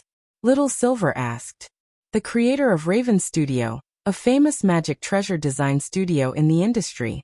Classmate Fu Fuxing, who graduated back then, was in the same class as classmate Zheng Jingxian, and they were both outstanding talents in the same class, said Gao Tian. So, when classmate Zheng Jingxian was exposed for plagiarism back then, Fu Fuxing was the victim? That's right. Gao Tian nodded. It was classmate Fu who first raised doubts in public, and in the end, all the media joined in the crusade against the plagiarist, which ultimately led to the tragedy. When Gao Tian said this, Headmaster Zhou Dongya's face grew uglier. After some thought he said, Captain Gao, you should be here to think of a way to save my student, not to look through old files.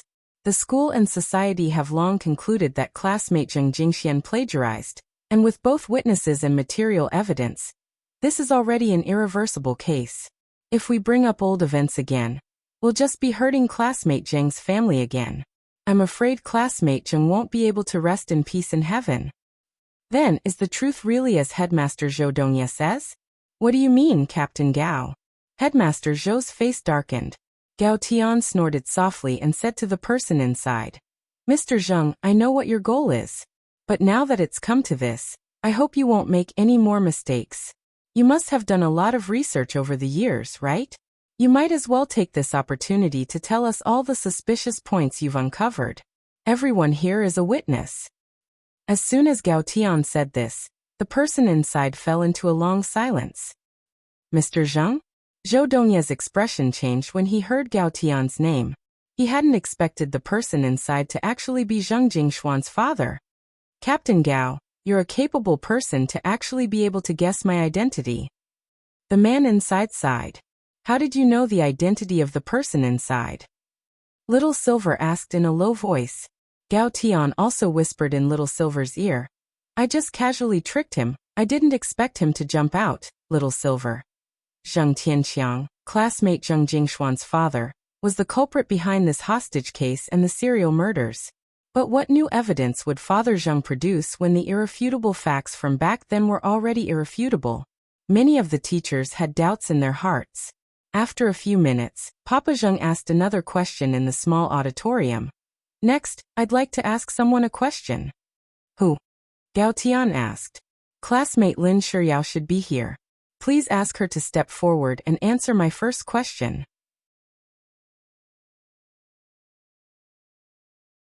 Chapter 1038.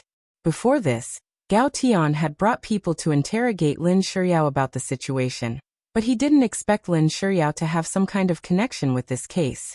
He gave his assistant a look, and the assistant hurriedly ran down to contact his colleagues in the intelligence department to search for information on Lin Shiyao. Lin Shiyao clenched her fists. She looked unusually nervous after Zheng Tianqiang's question, and even her breathing grew heavier. Under the gazes of the surrounding teachers and nosy students, Lin Shiyao slowly walked forward with Gao Tian's help. Classmate Lin Shiyao, do you know why I called you out? Father Zheng lowered his voice as much as he could to keep it as gentle as possible. In fact, whether it was Little Silver, Loopy Toad or Gao Tian, they could all feel the uncontrollable tremor in Father Zheng's throat. It was as if he had been waiting for this for a long time. Naturally, Father Zheng was extremely agitated, but he restrained himself and did his best to maintain the emotions in his heart so that they wouldn't explode. A person was at their weakest when they were venting their emotions, so Father Zheng could only endure it. He didn't want anyone else to find any opportunity before the truth of the matter came to light. Lin Shiyao was clearly hesitant about Father Zheng's question. She had been obsessed with her studies for the last few years in order to avoid the matter between her and Zheng Jingxian. She had been living on tenterhooks, and had never expected the day the truth would come to light so soon. Classmate Lin, you can refuse to answer this criminal's question. Headmaster Zhou Dongye stepped forward again. Principal Zhou, if you interfere with this matter again, I will issue an arrest warrant for you and arrest you for the crime of disrupting order. Gao Tian glanced at Principal Zhou. Principal Zhou's face darkened, and he stepped back. Lin Shiyao could be considered a celebrity at Magic Treasure Development University. To think that such a beautiful president of the student union with excellent academic results was actually connected to the school disgrace from 3 years ago. This made all the teachers and students present curious. After a moment of silence, Lin Shiyao finally seemed to pluck up her courage and raised her head. Yes, Zheng Jingxian, he's my ex-boyfriend. Gao Tian wasn't surprised by this answer, but it startled all the teachers and students present. Father Zheng, can you tell me when you broke up? Lin Shiyao said. After the Magic Treasure Design competition, Jingxian broke up with me. Very good. Student Lin Shiyao's words are very honest. At least until now you haven't lied to me. Father Zheng nodded. Then, student Lin usually has the habit of imitating beautiful handwriting. Lin Shiyao's eyes were already red. Yes, this is my hobby, Father Zheng. Next, Lin Shiyao, please answer my last question. Jingshuan's will was written by you, Lin Shiyao. What? All the teachers and students present were stunned. Student Lin, why didn't you say so back then? Principal Zhou Dongye's voice also trembled. Lin Shiyao's heart was on the verge of collapse. She said while crying, after the plagiarism incident in the competition was exposed, Jingxian suffered retaliation. His arms were broken. Then he came to me and asked me to write a letter of apology for him. I didn't expect that this letter of apology would become his will. Very good. Father Zheng was very satisfied with Lin Shiyao's answer. He had already investigated these facts a long time ago. Now that he had Lin Shiyao say it herself, it was only to prove it in front of everyone. Classmate Lin, I will remember your feelings for Jingxian. Thank you. Zheng Tianqiang, what the hell do you want? Principal Zhou roared. Principal Zhou Dongye, don't be anxious. The next question is for you. I also hope you can answer truthfully. If you answer a single question incorrectly, I can't guarantee the safety of the hostages here. The corners of Principal Zhou's mouth twitched. He was the principal of a cultivation institution of higher learning, and no one had ever dared to argue with him in this school. Gao Tian gazed at Principal Zhou's gloomy face. In his academic career, Principal Zhou had always believed in not competing.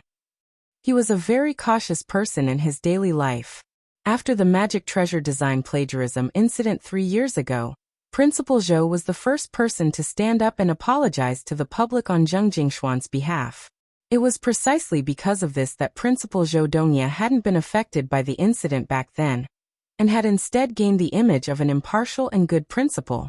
But since you've caused such a ruckus today, Gao Tian knew very well that the truth behind it wasn't as simple as it seemed back then.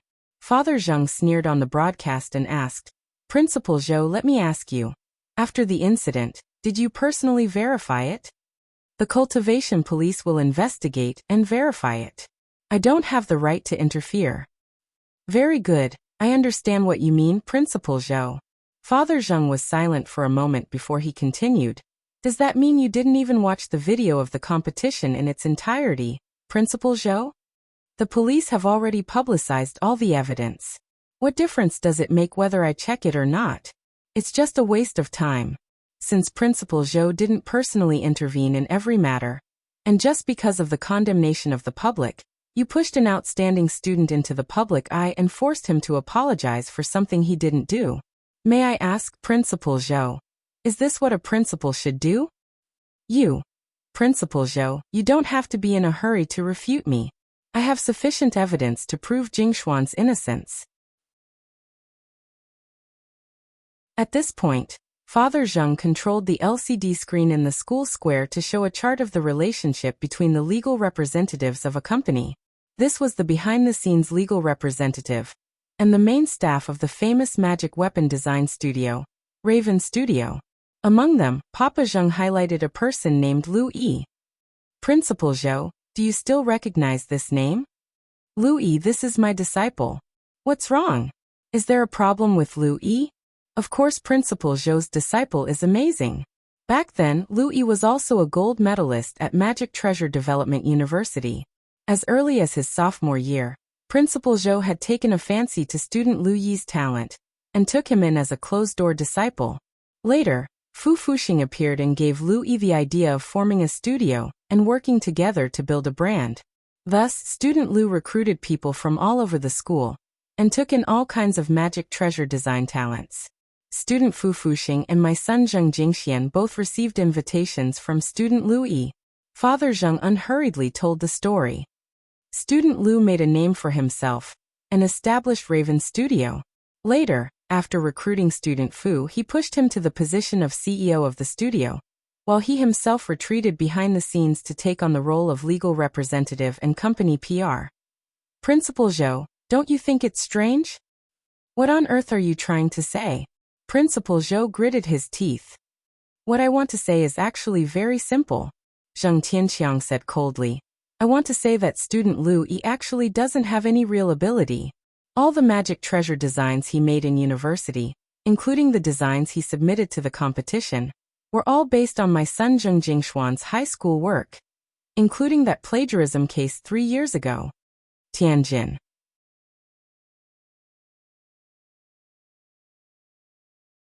Chapter 1039.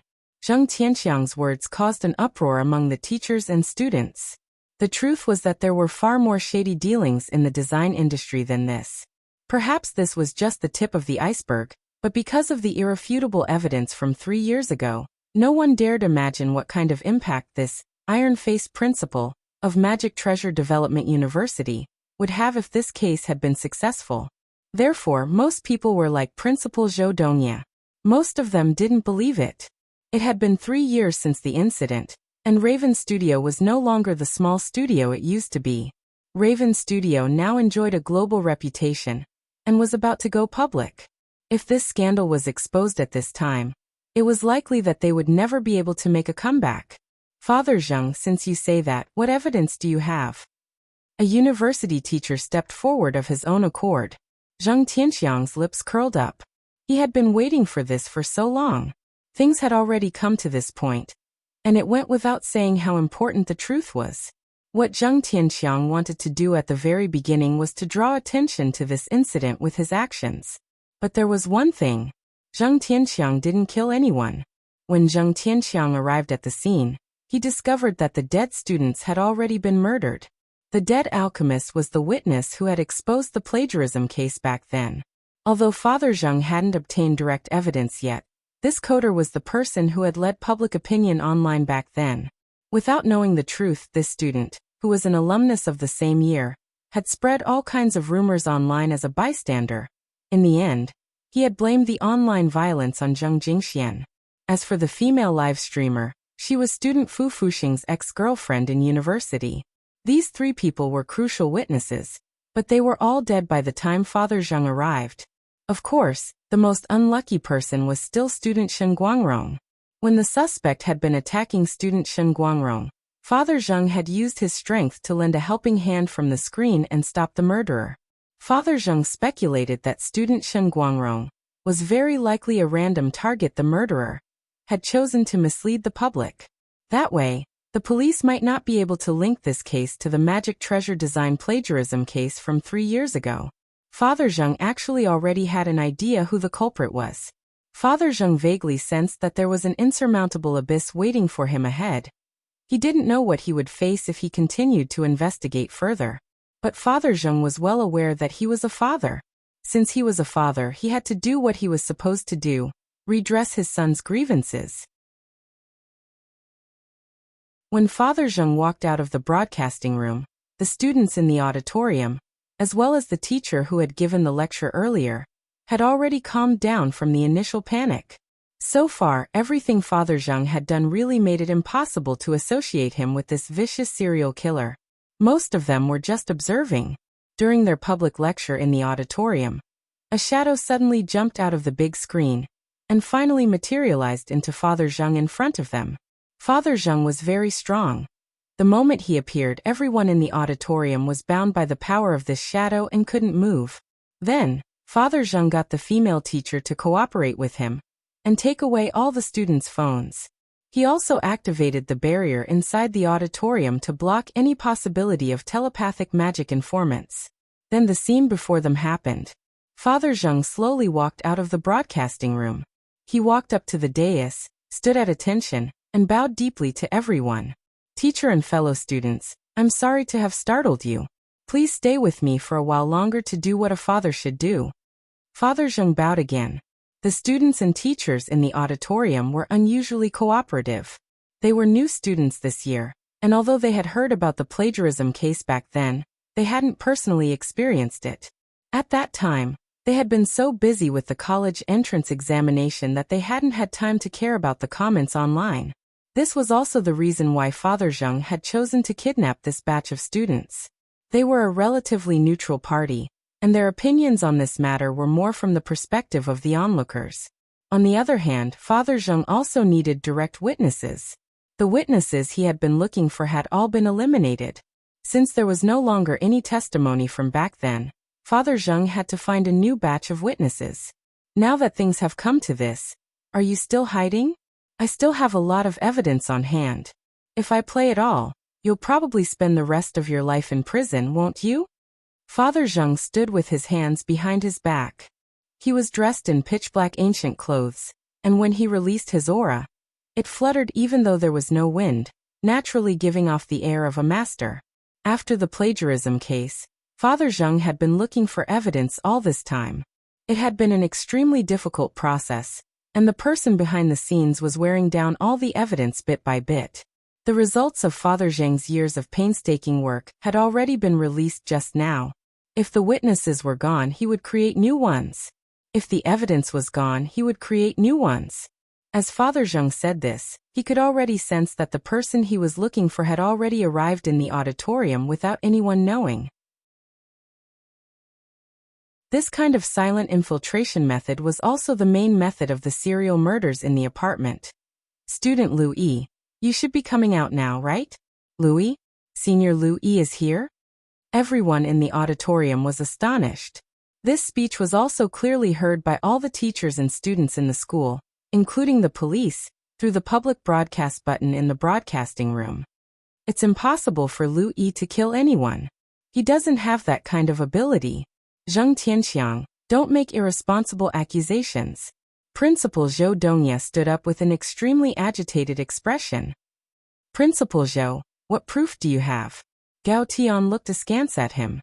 Louis, it's impossible for him to commit a crime.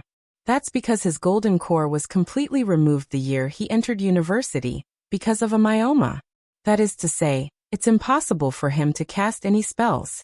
Even his strength is much weaker than that of a normal cultivator. The 3 dead students were all at the golden core stage, and Louis couldn't beat them at all. So he can't be the murderer. Principal Zhou Dongye said agitatedly. Is he not the murderer just because he can't use spirit energy? Father Zheng laughed. Principal Zhou Dongye, it's really sad that you're still lying to yourself even now. Even if you can't use spirit energy, as long as you have a powerful enough rechargeable magic treasure, you can still commit murder. In my son Jingshuan's high school work, there was a design for a magic treasure that could move between screens and kill people without leaving a trace. Student Louis stole this design and developed it. I want to ask Student Louis, after stealing so many of my son's designs, have you paid the copyright fee?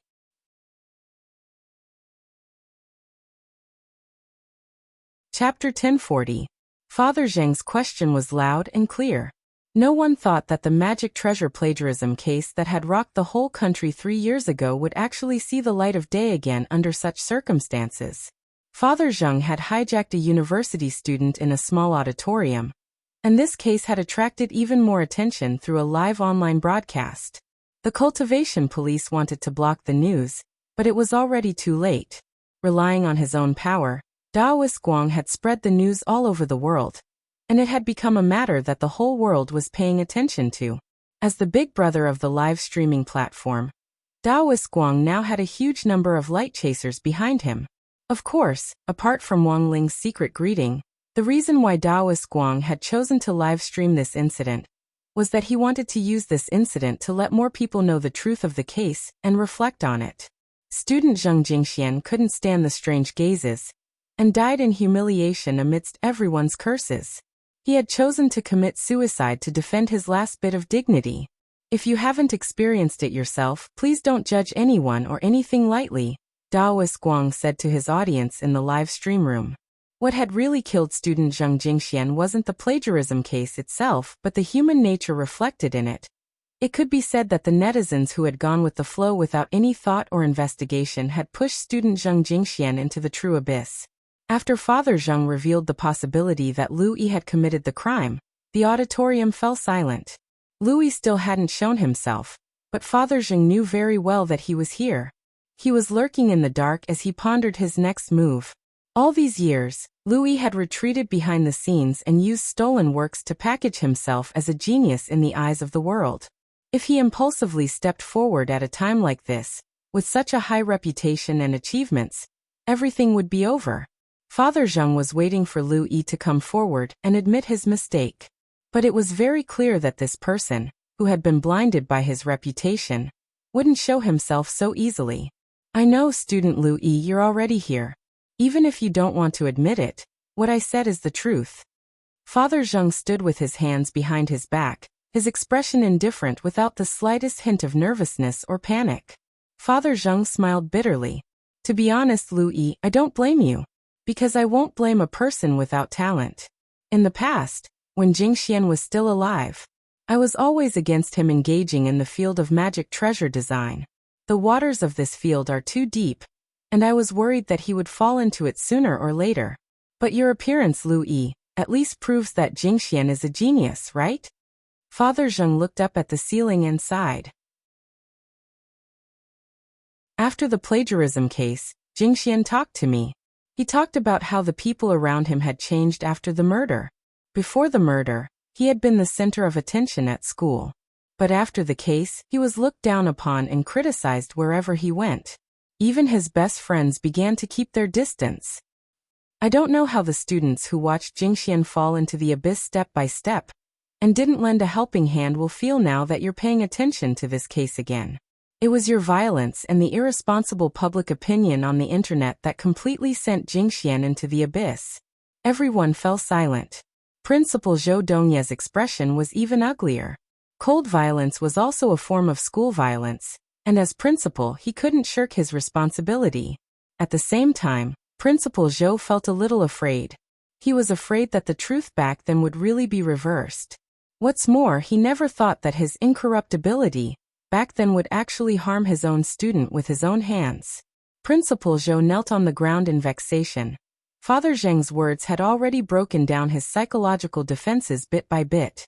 But this wasn't the result Father Zheng wanted to see. Classmate Lu Yi, I'm waiting for you right here. If you still have a little conscience, please step forward.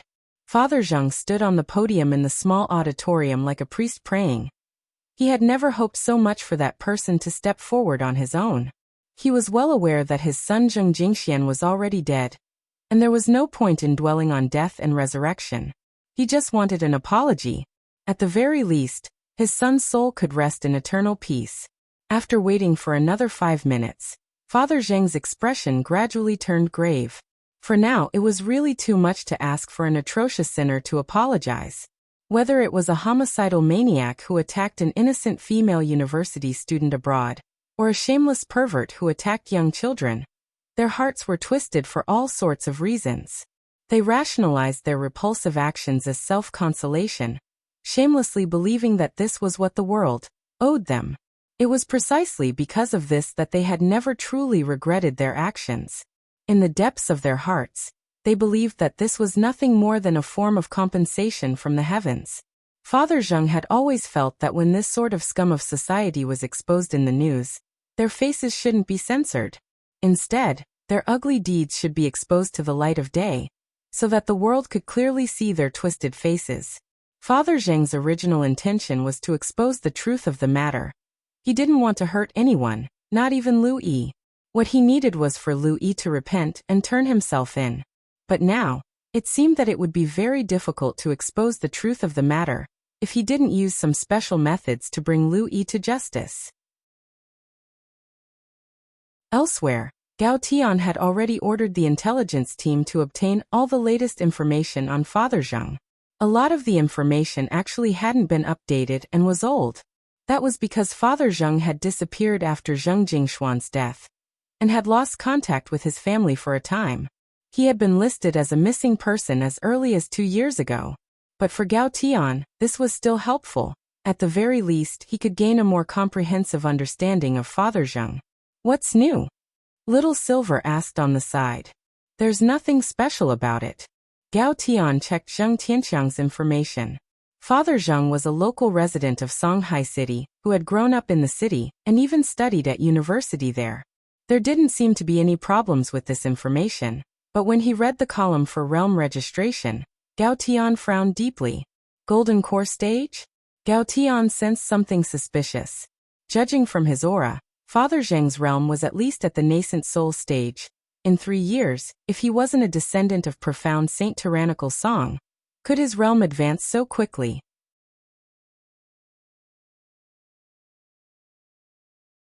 Chapter 1041.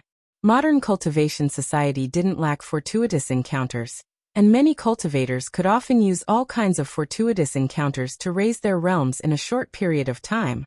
But this kind of increase wouldn't be too abnormal. Furthermore, it would often be a small increase. In the Cultivation Encyclopedia, this kind of small increase in realms over a short period of time had a special term, minor sublimation. But Father Zheng's situation was clearly different. To achieve this kind of major leap in realms, it usually had to be related to banned drugs or forbidden spells. How can someone advance so quickly if they don't increase their realms? It's not like they're writing. Gao Tian stared at the report and started to re-examine the matter in his heart. So far, Father Zheng hadn't harmed any of the hostages, but whether or not he had, hostage-taking had already become a crime. It was like some criminals who held a knife to a person's neck, but actually didn't dare hurt them at all. Murder was a serious crime, and these criminals didn't dare take the risk lightly. Unless they had no other choice, a hostage-taker usually wouldn't choose to hurt a hostage, as that would be too extreme. As for the police, in order to protect the hostages, they had to consider the criminals' needs as much as possible when rescuing them in order to lower their psychological defenses. But there was one exception to these conditions, and that was a special regulation the cultivation police had for kidnapping cases. Is there a problem with an abnormal increase in realms? Little Silver asked suspiciously. Actually, he didn't really understand this situation. After all, he had seen for himself how heaven-defying his master Wang Ling was. At the beginning, Master Wang Ling's realm would increase by 1 level every 2 years, but this rate of increase was now accelerating, and the intervals between realms were getting shorter and shorter. It was precisely because of this that Little Silver was well aware that his master was looking for a way to perfectly control his strength. Of course, Wang Ling's situation was actually a little different from Father Zheng's. Wang Ling was born with it, while Gao Tian had already determined that Father Zheng might have cultivated some kind of forbidden spell, or taken some banned drug. It's over. Gao Tian broke out in a cold sweat as he stared at the report. If this goes on, there's a very high chance that Father Zheng will be directly shot dead by the special regulation. Is it illegal to increase one's realm too quickly? Loopy Toad asked. It's not illegal to grow fast, but if you grow fast and take hostages, it's dangerous to make such risky moves. Gao Tian's expression gradually turned solemn as he explained to Little Silver and Loopy Toad. If there's an abnormal growth rate, there's a 95% chance that it's because of forbidden drugs or forbidden spells. The reason why forbidden drugs and forbidden techniques are included in the list of forbidden drugs is because cultivators will cause great harm to their bodies and even their minds after cultivating. Deliberately cultivating forbidden techniques and causing harm to others is 100% criminal responsibility. In our world, even the mentally ill will be punished for their crimes. Also, if a mentally ill person breaks the law, his or her family will also be implicated. If his or her family fails to properly supervise him or her, they will also be prosecuted. Gao Tian explained the current situation. All in all, the current situation was not optimistic. Whether it was taking forbidden drugs or cultivating forbidden techniques, no one could guarantee that a cultivator's mental state could be stabilized after trying these two actions. What Gao Tian was most worried about now was that the higher-ups would notice the abnormal growth in realms in the data, and directly direct combat operations to forcefully attack and kill Father Zheng. When that happened, the situation would definitely become chaotic, and the truth of the case from 3 years ago might be drowned out in the chaos once more, until it was finally left unsettled. Whether it was the hostages being injured or Father Zheng being prevented from revealing the truth, Gao Tian didn't want to see either. Elsewhere in the Cultivation Police Headquarters office, Chief Zhao slapped the table. "Tell me, what on earth is going on now? Why hasn't the Immortal Arts Mobile Squad made a move yet? What the hell are they doing? The murderer who's taking hostages is advancing at an abnormal rate, which clearly shows that there's a problem. If the hostages are harmed because of a forbidden spell or forbidden drug, who can bear the responsibility?" On the side, the police assistant wiped his sweat and comforted him. "Chief, don't be angry. Most netizens are now focusing their attention on the case from 3 years ago again, because the suspect Zheng Tianxiang hasn't harmed the hostages yet. If we make a move now, it might cause public outrage. I'm sorry for my bad attitude, I apologize first. But the higher-ups are also putting a lot of pressure on us for this case. I hope we can solve it as soon as possible." Chief Zhao rubbed his brow and took a deep breath. "Who's in charge of this case?" "It's Superintendent Gao Tian, who was recently promoted." "Chief Zhao, you even signed off on it before." "Oh, it's him. I remember." Chief Zhao nodded. "Comrade Gao Tian has always performed well. If he's in command at the scene, I might be a little more at ease. There shouldn't be any problems. Furthermore, Team Leader Little Silver from the Office of Strategic Deception is also at the scene. Team Leader Little Silver's realm is profound, and his assistance is double insurance. The Office of Strategic Deception's team leader is also there? That's pretty stable." Hearing this, Chief Zhao instantly heaved a sigh of relief. He unhurriedly picked up the cup in front of him, blew on it a few times, and then took a big sip of tea. "Oh, by the way, Chief Zhao, I just received news that Director Audiobook is on his way." "Pooh." Chief Zhao spat out a mouthful of tea at the assistant in front of him. "What's he doing here?" "I heard he's passing through the area." Director Zhua is also the team leader of the Office of Strategic Deception's supervisory team. With 2 team leaders here, it should be triple insurance. Chief Zhao. Triple insurance, my asterisk SS. Chief Zhao, you don't look too good. Do you have a problem with Director Zhua? After saying this, the assistant realized that he had said something inappropriate, and hurriedly covered his mouth. Chief Zhao glanced at the little assistant in front of him. "Let me ask you, who arrested the old devil a few months ago?" Director Zhua. "What about the Immortal Mansion case?" Director Zhua. "What about the Evil Sword God case?" Or Director Zhua. "Ajahn, I've been in this position for quite a few years.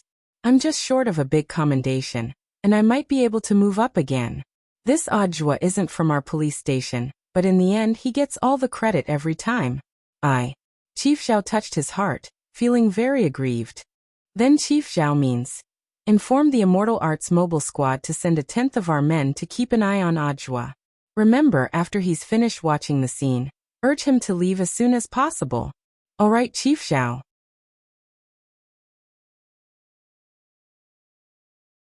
Chapter 1042. Number 60 High was already in the process of being promoted to a key city high school. Although the fragments of the Jade Scroll of school history were still being collected, like all the other key city high school candidates, the general administration of 100 schools had to go through the necessary procedures, and Ajwa had to personally approve and sign it. Today, Ajwa had originally planned to visit the summer campus construction team in charge of number 60 High and several other candidate high schools. In the end, he had only been halfway there when Secretary Dakong directly called his cell phone. Little Zhuozi, there's a problem at Magic Treasure Development University. It seems that the Immortal Arts Mobile Squad has been mobilized. There's a police officer called Gao Tian handling the situation at the scene. Go over and take a look, said Secretary Dakong. Old leader, I'm busy meeting with the school construction team. Since a police officer has already gone, it doesn't matter if I go or not. Ajwa wiped at his sweat. He was mainly afraid that if he went over, he would inexplicably gain another merit after the case was closed. Chief Zhao at the police station had already been unhappy because of the old devil and the master of Immortal Mansion.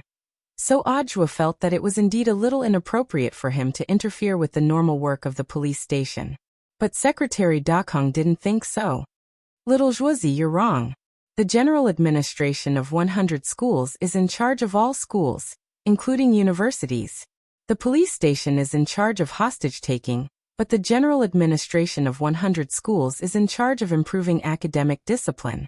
Most of the public opinion online now has a lot to say about the plagiarism case from 3 years ago. You're in charge of improving academic discipline, while the police station is in charge of rescuing the hostages. There's essentially no conflict. Ajwa, we need to strictly rectify and deal with the problems of school violence and academic fraud. I've already decided on the case from 3 years ago. I've now specially approved the documents for you to be the chief commander of the investigation. Ajwa, already approved? I haven't received the documents yet. They should be on the way. Holding the phone in one hand, Secretary Dakong glanced at the time on the computer screen before he said to Ajwa, Little Zhuozi, you should be in the car, right? Yes, Zhongleng is driving. Ajwa nodded. Open the window, said Secretary Dakong. All right. Ajwa obeyed. Just as he did so, a document flew directly in through the window like a hidden weapon. A courier on a flying sword greeted Ajwa in a very handsome manner. Director Zhua, your express delivery has arrived. Remember to give me a 5-star rating. Secretary Dakong. Immortal Tong Express, mission accomplished. Very reliable. If we let them deliver the packages, we definitely won't have to worry about sending the packages to other places by mistake like the Federation Express did. Ajwa. Alright, that's all I've said. We have to take care of both the school's atmosphere and the students' minds. I know that Little Zhuozi has been very busy recently. You've been busy with the construction of the key high school in the city, and you've also been busy going to a few Golden Core universities to understand the situation. Things like finding 3 study partners to accompany foreign students must be dealt with seriously. Yes. Ajwa nodded solemnly. Our country has been on the road from poverty to prosperity, and we have long been used to seeing the world as equals. Many special treatments have disappeared, and more equal treatment has been born. Isn't it a pleasure to have friends coming from afar? Being neither servile nor overbearing is the best form of respect. Excerpt from People's Daily. Secretary Dakong sighed emotionally. It's not easy to correct the unhealthy atmosphere in schools, but as long as there are outstanding cadres like you, I believe that we can definitely guide these schools to establish a new style. When you're done with your work, I'll personally give you permission to take a vacation. Yes, leader. I guarantee I'll complete the task. Ajwa nodded. The old secretary's heartfelt words were well-reasoned and convincing, and Ajwa was already unable to decline the task in front of him. In fact, he had already been paying attention to the Magic Treasure Development University incident in the car, and had been planning to check it out after work was done. Little Lang, change your route to Magic Treasure Development University. The old secretary personally arranged this task, Ajwa said from the back of the car. Then what about the school construction team? We've already arranged a time. I'm going to deal with Magic Treasure Development University. I'll leave the school construction team to you. You've been working for me for so long, I believe in your abilities. Also, pay attention to the materials, and don't cut corners. If anything goes wrong, I'll hold you responsible. I have high hopes for you. Yes. I guarantee I'll complete the task. Zhong Lang nodded solemnly in the same tone as when Ajwa had spoken to the old secretary earlier. And then, there was no then. When Zhong Lang sent Ajwa to the scene, all the police officers present couldn't help wiping at their cold sweat when they saw him arrive. You go. I don't dare offend Director Zhua. Is this guy full? Then offending Chief Zhao is enough. Of course not. Then you go. F***K. Why should I go? Ajwa was about to find someone to understand the current situation when a deputy captain was pushed forward by the police officers. Director Zhua, this is a hostage situation. If you always come to inspect our work, we welcome you. But please don't interfere too much. What do you mean by interfere too much? Ajwa smiled. Let me ask you, where did this hostage situation take place? University. Then what kind of place does our general administration of 100 schools care about? The deputy captain. All right, I won't steal your job. Ajwa patted the deputy captain on the shoulder. Deputy Captain Liu, don't be nervous. Rescuing the hostages is your job, while my job is to investigate the case from 3 years ago. So there's essentially no conflict between our jobs. After saying that, Ajwa slapped the document signed by the old secretary on Deputy Captain Liu's chest. This is a document signed by Secretary Dakong of the Alliance of 10,000 Schools himself, requesting that I thoroughly investigate the plagiarism case from 3 years ago. If there are no objections, I don't think Chief Zhao's side will either. Deputy Captain Liu took the document with trembling hands, and all the courage he had felt when he had spoken just now was swept away in an instant. Ajwa. So what's the situation? Deputy Captain Liu. There hasn't been any movement for some time. The hostages aren't in danger for the time being, but the Immortal Arts Mobile Squad is ready to fight.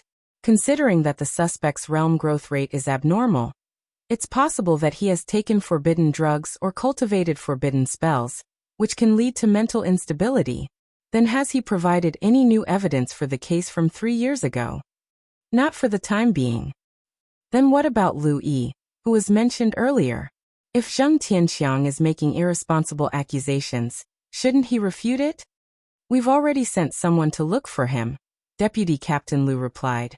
At that moment, a police officer ran over anxiously. Deputy Captain Liu, something happened. What happened now? We found Louis. He's in his own house. Bring him here. He's already dead. He died in exactly the same way as those people in the apartment. Want to make it so that the dead can't testify? Ajwa felt that this case had become interesting. The current situation was already very clear. Apart from Father Zheng, there was a second force working hard on the case from back then.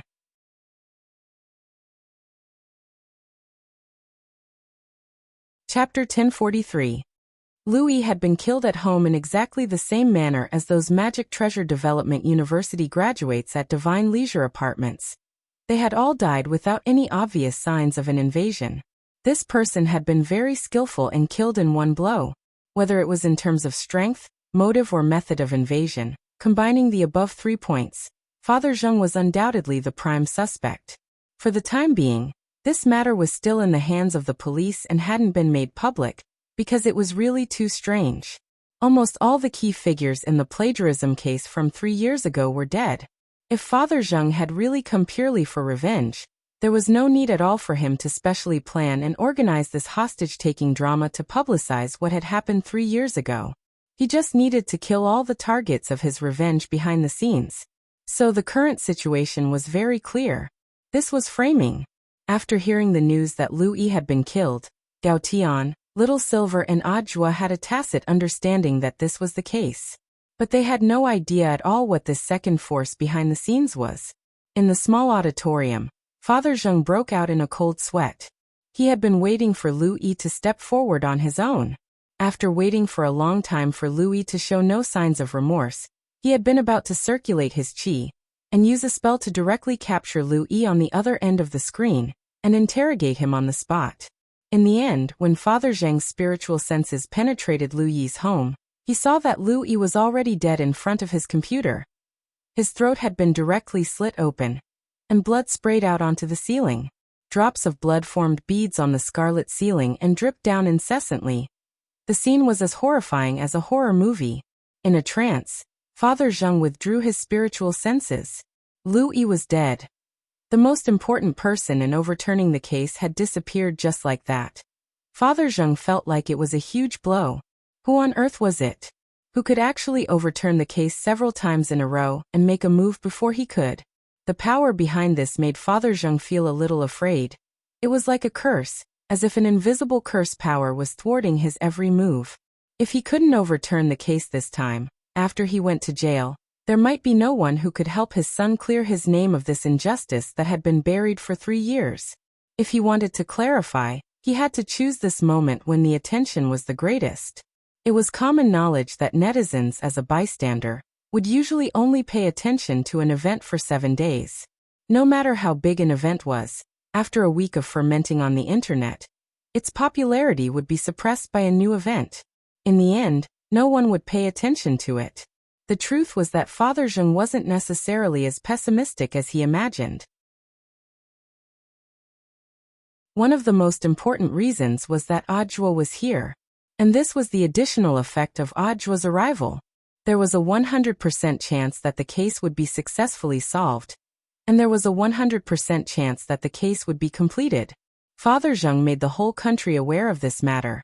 And even more people started to pay attention to the truth behind the plagiarism case from 3 years ago.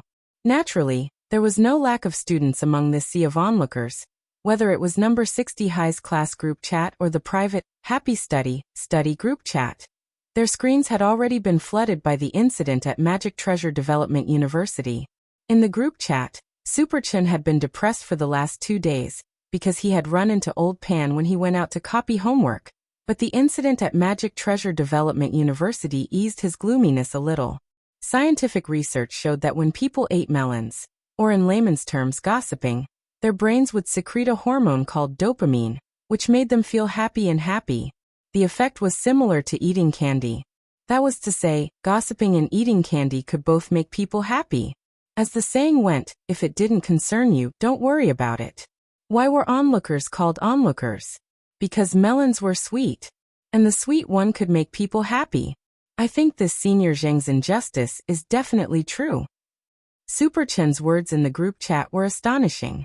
It was fine for the others to see this, but Wang Ling couldn't help trembling in his heart. This time, he had to believe it even if he didn't want to. Super Chen's blessed mouth wasn't something he was born with, but something he had developed. After exploring Super Chen's memories the last time, Wang Ling had a whole new understanding of this monstrous mouth. The key is the witness, which is gone now. Dopigua sighed. Isn't there still Lu Yi? This Father Zheng hijacked the entire auditorium to threaten Lu Yi to come out. As long as Lu Yi is willing to come out, everything will be fine. Unless Lu Yi is dead, Super Chen continued. Wang Ling. Dopigua. He's really dead, Super Chen. What the hell? I was just saying, don't joke around. Dopigua. He's really dead. An uncle of mine at the police station told me that Lu Yi died very miserably, and his death was exactly the same as that of the graduates from Divine Leisure Apartments. Now the police's biggest suspect is Father Zheng, because almost all the evidence and the motive point to him. Wang Ling was stupefied. Super Chen's mouth and Dopigua's uncle, these two could totally open a detective agency together. If they had been born a few decades earlier, Detective Conan probably wouldn't have been involved. AI, this is going to be difficult. Just now, I saw a lot of netizens analyze this Lu Yi as the key figure. If Father Zheng wants to overturn the case, he'll have to rely on Lu Yi. Whether Lu Yi is willing to tell the truth or not, at the very least, he has to be alive. Little Peanut sent a message in the group. As for that classmate Fu Fuxing, he was completely in the dark, and was manipulated by Lu Yi from the start. In the end, the mastermind is dead, and the current situation is that there's no evidence. Not necessarily. Super Chen suddenly said, I'm thinking of a possibility. What possibility? 3 years ago, there might have been other witnesses. Including when Louis died, there might have been other witnesses, Superchin said. Wang Ling sent several question marks. First of all, I want to say that when I say witness, I'm not talking about people. For an apartment as old as Divine Leisure Apartments, there are bound to be cockroaches and ants, right? Maybe they were eyewitnesses to the crime and Lu Yi's death 3 years ago. Superchin said, I know of a spell that can communicate with living beings. Dopigua should be more familiar with this than I am. Dopigua nodded and said, Indeed, a high-level pet trainer can do it.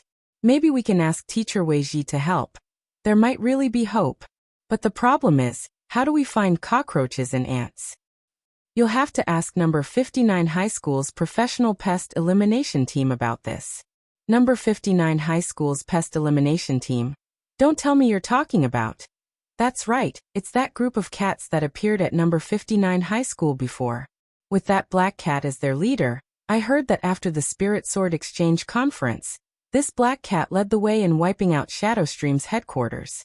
Since then, it has made a name for itself, and then took advantage of that momentum to start a pest elimination business, Superchin said. Wang Ling, Dopigua and Little Peanut. Superchin. I heard that with that black cat as their leader, their business now covers all the major districts of Songhai City. It's much easier for them to find cockroaches and ants than it is for us. Most importantly, they know how to hold back when catching things. Their employers hate cockroaches and mosquitoes to the bone, and many of them ask them to keep them alive. When they catch them, they'll be especially careful, and in the end, they'll give them to their employers to ravage. Wang Ling.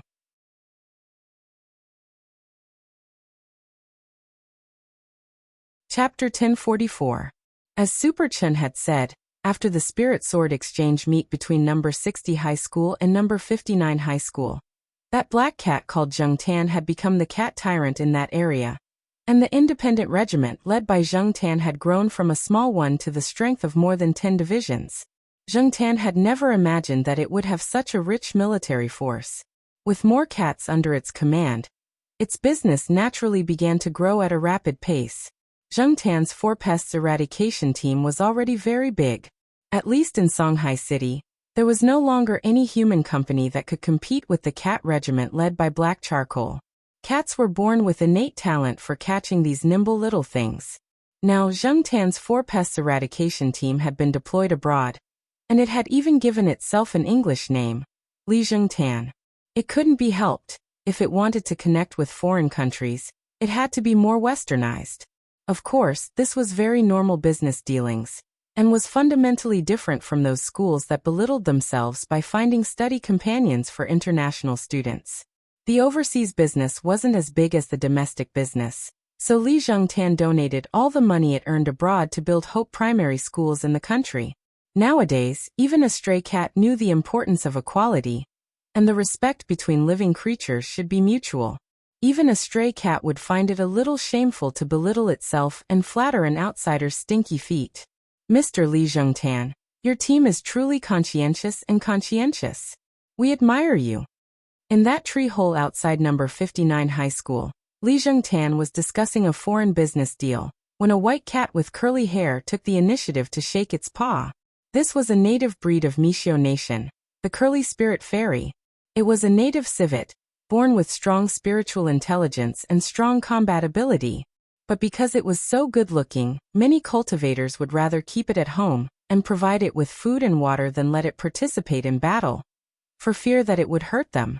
Thus, the curly spirit fairy had gradually lost its wild nature in Mishio Nation, and would meow madly in fear of mice and cockroaches. Li Zhengtan had seen this business opportunity, which was why it had expanded its business abroad. This curly spirit fairy cat in front of them was called Mary, and could be considered the representative of Mishio Nation's cats who had crossed the ocean to negotiate. Mary's owner doted on her so much that he had directly chartered 2 immortal boats to send her over. Li Zhengtan and the cats around it were taken aback by its generosity. Although the deal had been negotiated, Li Zhengtan wasn't in a good mood. This was a big deal. The long-term employment agreement it signed with Mary would lead to a large number of cats following Mary back to solve the problems of rats and pests for Mary and her companions. The sadness of parting is unavoidable. Another thing that made Li Zhengtan unhappy was the news currently being broadcast on TV about Father Zheng's hostage situation, as well as the magic treasure design plagiarism incident from 3 years ago. The deal is done. You should be happy, boss.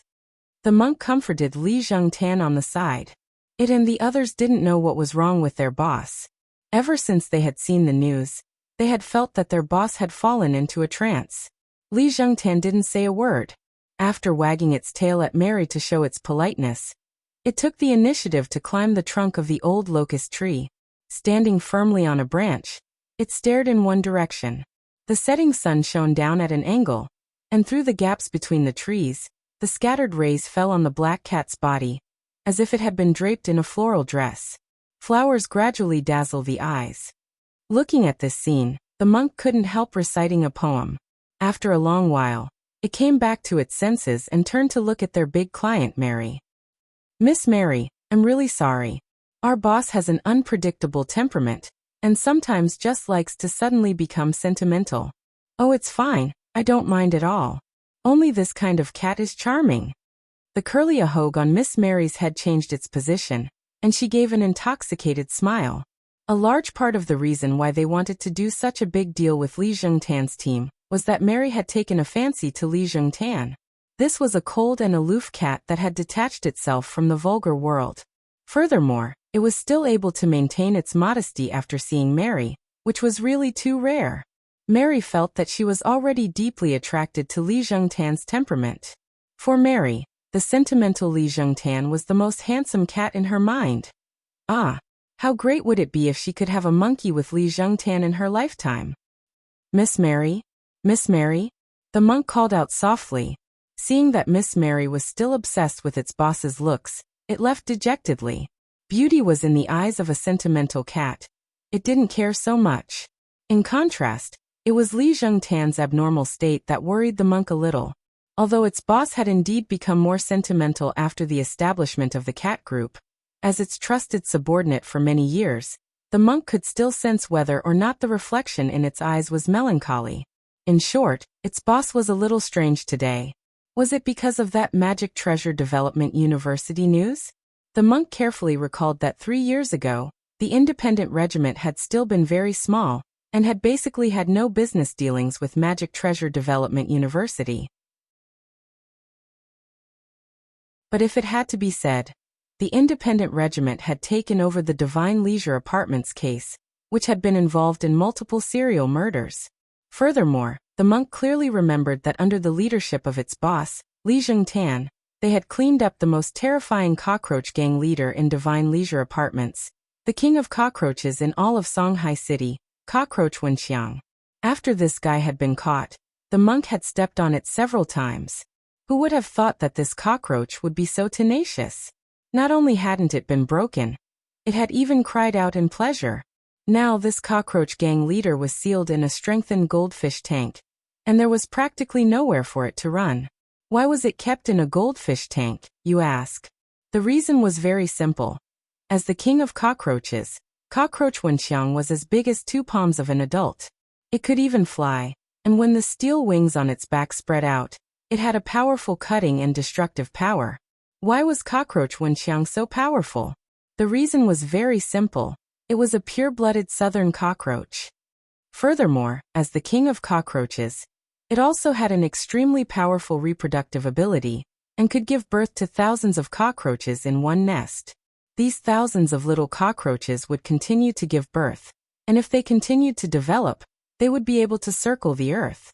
But fortunately, Cockroach Wenxiang had already been captured by the independent regiment, and the biggest cockroach gang in Songhai City had been eliminated. At the very least, the cockroaches of various families would stop for a while. Seeing that its boss, Li Zhengtan, was in a bad mood, the monk was wondering if it should take out the fish tank in which Cockroach Wenxiang was sealed to relieve its boredom. At that moment, the monk smelled a very familiar scent. Suddenly, the monk raised its head. Immortal meow.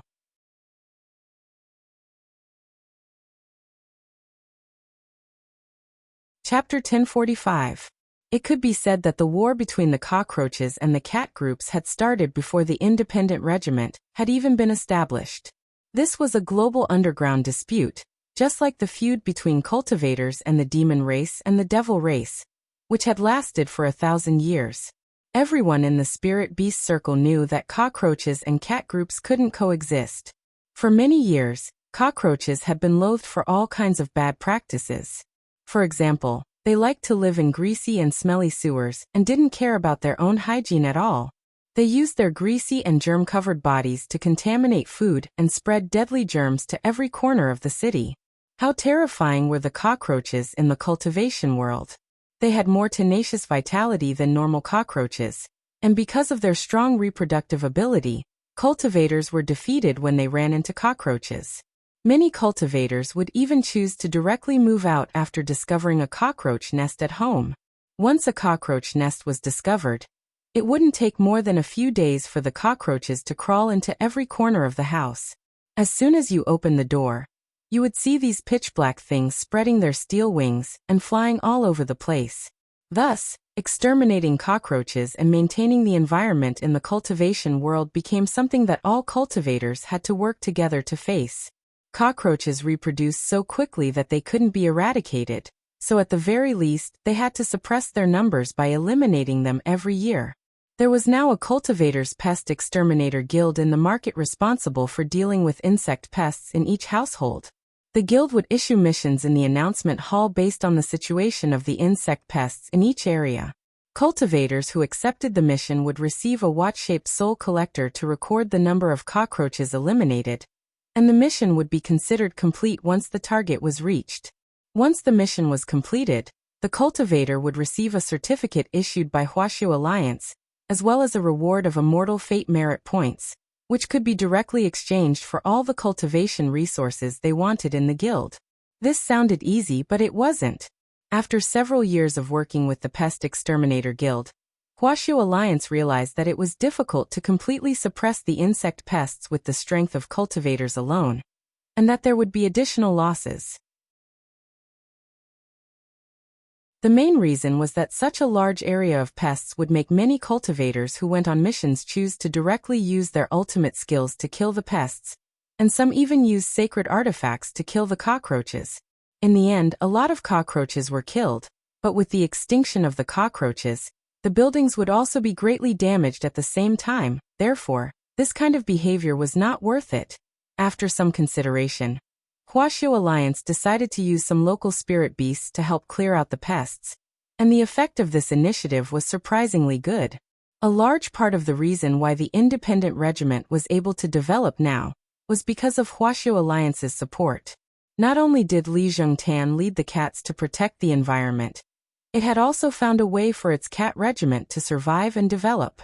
Of course, apart from Huashu Alliance's support, another very important reason for its current scale was that Li Zhongtan had personally captured Chonggang's boss, Cockroach Wenxiang. Just as Tyrant had said, this was a giant cockroach the size of 2 adult palms when caught. However, in reality, this was not the complete form of Cockroach Wenxiang. In order to catch it, Li Zhongtan had put in a lot of effort. When it had caught Cockroach Wenxiang, this guy had shrunk into a corner and hadn't moved at all. Li Zhongtan had calculated when Cockroach Wenxiang was going to evolve and shed its skin, and had ordered the nearby cats to swarm over and take down the weakened Cockroach Wenxiang in one fell swoop. And then there was Cockroach Wenxiang was now imprisoned in a glass fish tank and couldn't get out at all. After being caught, Li Zhongtan had straightaway executed the water torture on Cockroach Wenxiang. Of course, it was impossible to directly drown Cockroach Wenxiang in water. This guy was the king of cockroaches, and it went without saying how tenacious it was. Even if it was soaked in wine, it would still be alive and well. Thus, Li Zhongtan had hit the nail on the head, and mixed birth control pills into contraceptive water, and soaked Cockroach Wenxiang in it for 7 days and 7 nights, directly sterilizing it. After learning that it was infertile, Cockroach Wenxiang was filled with righteous indignation. "You're going too far. Go too far, Harry Ball. The country only allowed for a second child, and you've already given birth to hundreds of millions of children. Aren't you ashamed?"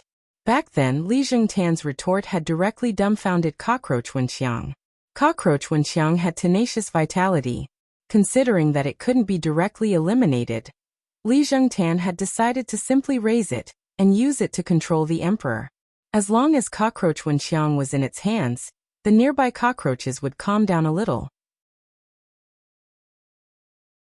Most importantly, Li Jingtan could even use Cockroach Wenxiang as bait to draw out an endless stream of nearby cockroaches, and the cat regiment would just have to wait for them. After seeing the news about Magic Treasure Development University, Li Jingtan's mood inexplicably fluctuated. After feeling melancholy for a while on a branch, it then went over to the goldfish tank and stared at Cockroach Wenxiang with its bright eyes. Cockroach Wenxiang didn't care at all. It knew that Li Jingtan couldn't kill it, and it was very happy in its heart. "You've found a way to kill me? You can't kill me. At best, your realm is only at the peak late foundation establishment stage. I was hit by a soul formation cultivator's palm before, and the other side thought that I had already been smashed into powder. God knows that I'm still alive." "I know." Li Jingtan interrupted Cockroach Wenxiang's torrent of words. The latter only wanted to remind it not to waste its energy, and Li Jingtan was naturally well aware of this. "I'm here to negotiate with you. If you can agree to my request, I can even let you go," Li Jingtan said to Cockroach Wenxiang while playing the piano. "You want to let me go?" Cockroach Wenxiang didn't dare believe it.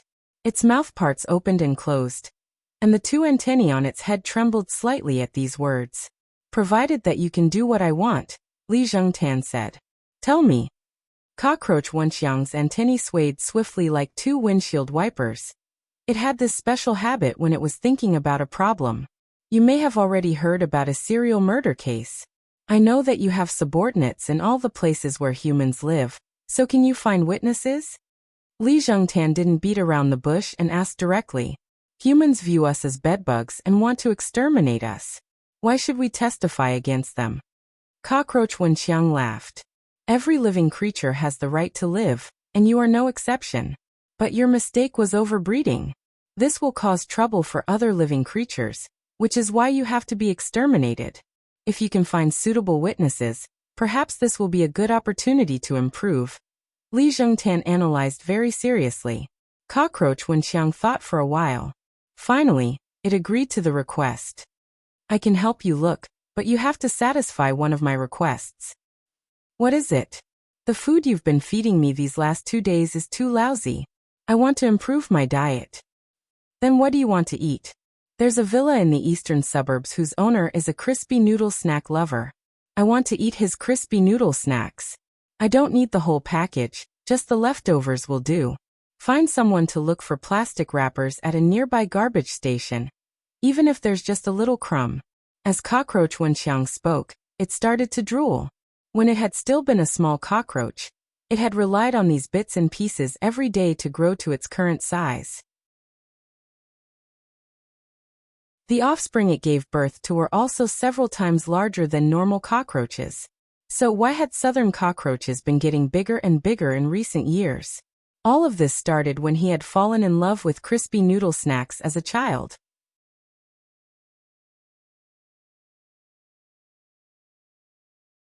Chapter 1046. When all was said and done, the biggest reason why Cockroach Wenxiang and Cockroach Gang had been able to rise so quickly was because of Wang Ling's leftover crispy noodle snacks. What kind of divine object was the residue of an immortal king's crispy noodle snack? With just a little bit, a cockroach could grow to the size of a rabbit. Wang Ling knew this was his fault, so he took the initiative to take it. To be honest, if Super Chun and Dopigua hadn't mentioned using a cockroach as a witness, Wang Ling probably wouldn't have thought of this. A while ago, when the gang had been stirring up trouble, Wang Ling had wanted to personally deal with it. In the end, Li Jingtan's independent regiment had stepped forward to control the situation. So Wang Ling hadn't done it himself. Because if he made a move, all the cockroaches in the world would be destroyed in an instant. Since living things existed, there must be a reason for their existence. Even if cockroaches were pests, they were still a part of the food chain. As long as they could be controlled, there was no need to kill them. And now, the reason why he had reappeared here as Immortal Meow which he hadn't used in a long time, was because he wanted Cockroach Wenxiang to use its actions to atone for its sins. So when Wang Ling showed up here, all the cats were extremely shocked. The monk was so excited that it couldn't speak. It fell to the ground on its butt and clutched its head with its paws, looking like it couldn't believe what had happened. Wang Ling's incarnation of Immortal Meow had always been a legend in the cat world, and every time it appeared, something big was bound to happen. All the cats couldn't help bowing their heads when they saw Wang Ling, and Li Zhengtan was no exception. When Cockroach Wenxiang saw that even Li Zhengtan had knelt down to worship Wang Ling, it was startled on the spot. "So you're the boss behind these cats?" Cockroach Wenxiang had previously suspected that Li Zhengtan's cat setup alone wouldn't have been able to take down its strong gang. Now that Wang Ling had appeared, it instantly understood. Wang Ling stared at Cockroach Wenxiang and didn't speak. A voice rang out in Cockroach Wenxiang's mind. In order to demonstrate his authority as Immortal Meow, Wang Ling chose to ask Cockroach Wenxiang telepathically to testify in court. In the end, Cockroach Wenxiang's attitude was very firm. "You can't change the conditions you promised me before. Otherwise, don't even think about making me appear in court. Anyway, you guys can't beat me to death, and I won't starve to death here. Why don't we compete to see who dies of exhaustion first?" This kind of vile attitude made Wang Ling stifle his anger. In the end, this was a cockroach that had grown up eating the dregs of his crispy noodle snacks. Relying on its tenacious vitality, it had actually learned to act like a tyrant. Wang Ling felt that he had to teach Cockroach Wenxiang a lesson.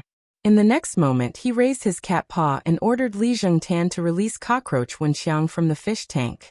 Cockroach Wenxiang was a little dazed. It didn't know what abilities this white cat that had suddenly appeared in front of it had. But since it was Li Zhengtan's boss, its realm should be higher than Li Zhengtan's, right? Golden core? Nascent soul? Cockroach Wenxiang estimated Wang Ling's realm, and felt that this white cat's level was about right. Although it couldn't tell exactly what breed it was, how high could a spirit beast's realm be? All the spirit beasts in the Pet Trainers Guild, Cockroach Wenxiang, had taken the initiative to provoke it, but none of them had been able to directly kill it. He was a cockroach that had taken a blow from a soul formation stage cultivator. What kind of storm had he not seen? Simply ridiculous. After being released from the goldfish tank, Cockroach Wenxiang breathed free air again. It stared at Wang Ling and crossed its legs, its attitude extremely arrogant. "Tell me, how do you want to fight? Let me tell you, I'm an unkillable cockroach." All the cats. Li Zhengtan started to cover its face with its paws. It had never seen anyone court death like this, but this was normal. Wang Ling's incarnation of Immortal Meow was nothing more than a legend in the cat world, and only old cats of Li Zhengtan's generation knew about it. Newborn kittens had to listen to old cat stories to learn about Immortal Meow. And there were even fewer cats who had actually seen Immortal Meow. Thus, Li Zhengtan's independent regiment was more like a cat regiment favored by Wang Ling. The cats in the independent regiment had already seen Wang Ling no less than 3 times, which was why many of them were willing to work for Li Zhengtan. In many cat eyes, Li Zhengtan was a cat favored by a god, and good things might happen if they followed this Commander Li. But as an authentic cockroach, Cockroach Wenxiang indeed couldn't understand this belief in the cat world. It even started to provoke Wang Ling, knowing that Wang Ling's slap wouldn't be able to do anything to it. "How about this, let's make a bet. If you slap me unconscious, I'll go and testify." It could be said that this was Wang Ling's first time encountering such an arrogant cockroach. Even the old devil and evil sword god had their souls flash before in the face of its slap. The moment they were slapped, they had no doubt that they would die. But Cockroach Wenxiang actually thought that no matter how bad it was, it would at most be knocked unconscious. This kind of inexplicable self-confidence made Wang Ling unhappy. Of course, he couldn't slap Cockroach Wenxiang to death, because he still had to keep it alive to find a witness. But it was still possible to teach Cockroach Wenxiang a lesson. Wang Ling mustered all his strength, and imbued his cat claws with primordial qi. Dark blue streams of air instantly emerged from his claws and rose into the air like colored steam. Spirit energy materialization. All the cats were horrified. It could only be said that immortal Meow was in the end immortal Meow. This was a sign that the spirit power in the body had reached its peak, which proved that the concentration of spirit energy was extremely high, which directly caused the spirit chi to materialize as steam when it was released. This was a sign of an expert, because there were very few cultivators who could materialize spirit energy. Cockroach Wenxiang broke out in a cold sweat. It never thought that this white cat would indeed be different from all the spirit beasts it had seen before. Even a soul formation cultivator couldn't materialize spirit energy, unless this cat was true immortal level? A true immortal level cat? How is this possible? Cockroach Wenxiang was alarmed. If this was really the case, perhaps this immortal Meow could be recorded in the Cultivation Encyclopedia as a historical record for research. How could there be such a fierce spirit beast in the world? Ready? Wang Ling opened his mouth in the next moment. This was the first time he had spoken as immortal Meow. Before Cockroach Wenxiang could react, the claw, which had been accumulating power for a while, was already swatting at Cockroach Wenxiang. In that instant, there was a violent earthquake, and the area for hundreds of li around number 59 high school began to shake violently, just as Wang Ling's paw was about to land on Cockroach Wenxiang's head. It had already fainted from fright. Then Wang Ling withdrew his hand just in time. This earthquake had happened so suddenly that no one had expected it to happen. Songhai City was on the coast and not between the cracks in the Earth's crust, so earthquakes were very rare. This sudden earthquake had a magnitude of 12.0 and lasted for 2 seconds. Although it didn't cause any damage, Wang Ling's paw was eventually recorded by geologists in the Cultivation Encyclopedia, and human cultivators began to think about protecting the natural environment. You're tuning in to the Li Mei's Sword of Destiny YouTube channel. We're so grateful for your support, and don't forget to subscribe to join us on this incredible journey through captivating stories. Your generosity through donations truly makes a world of difference, as it's the primary source of revenue that allows me to expand and enhance this channel for you. Thank you from the bottom of my heart for being a part of this adventure.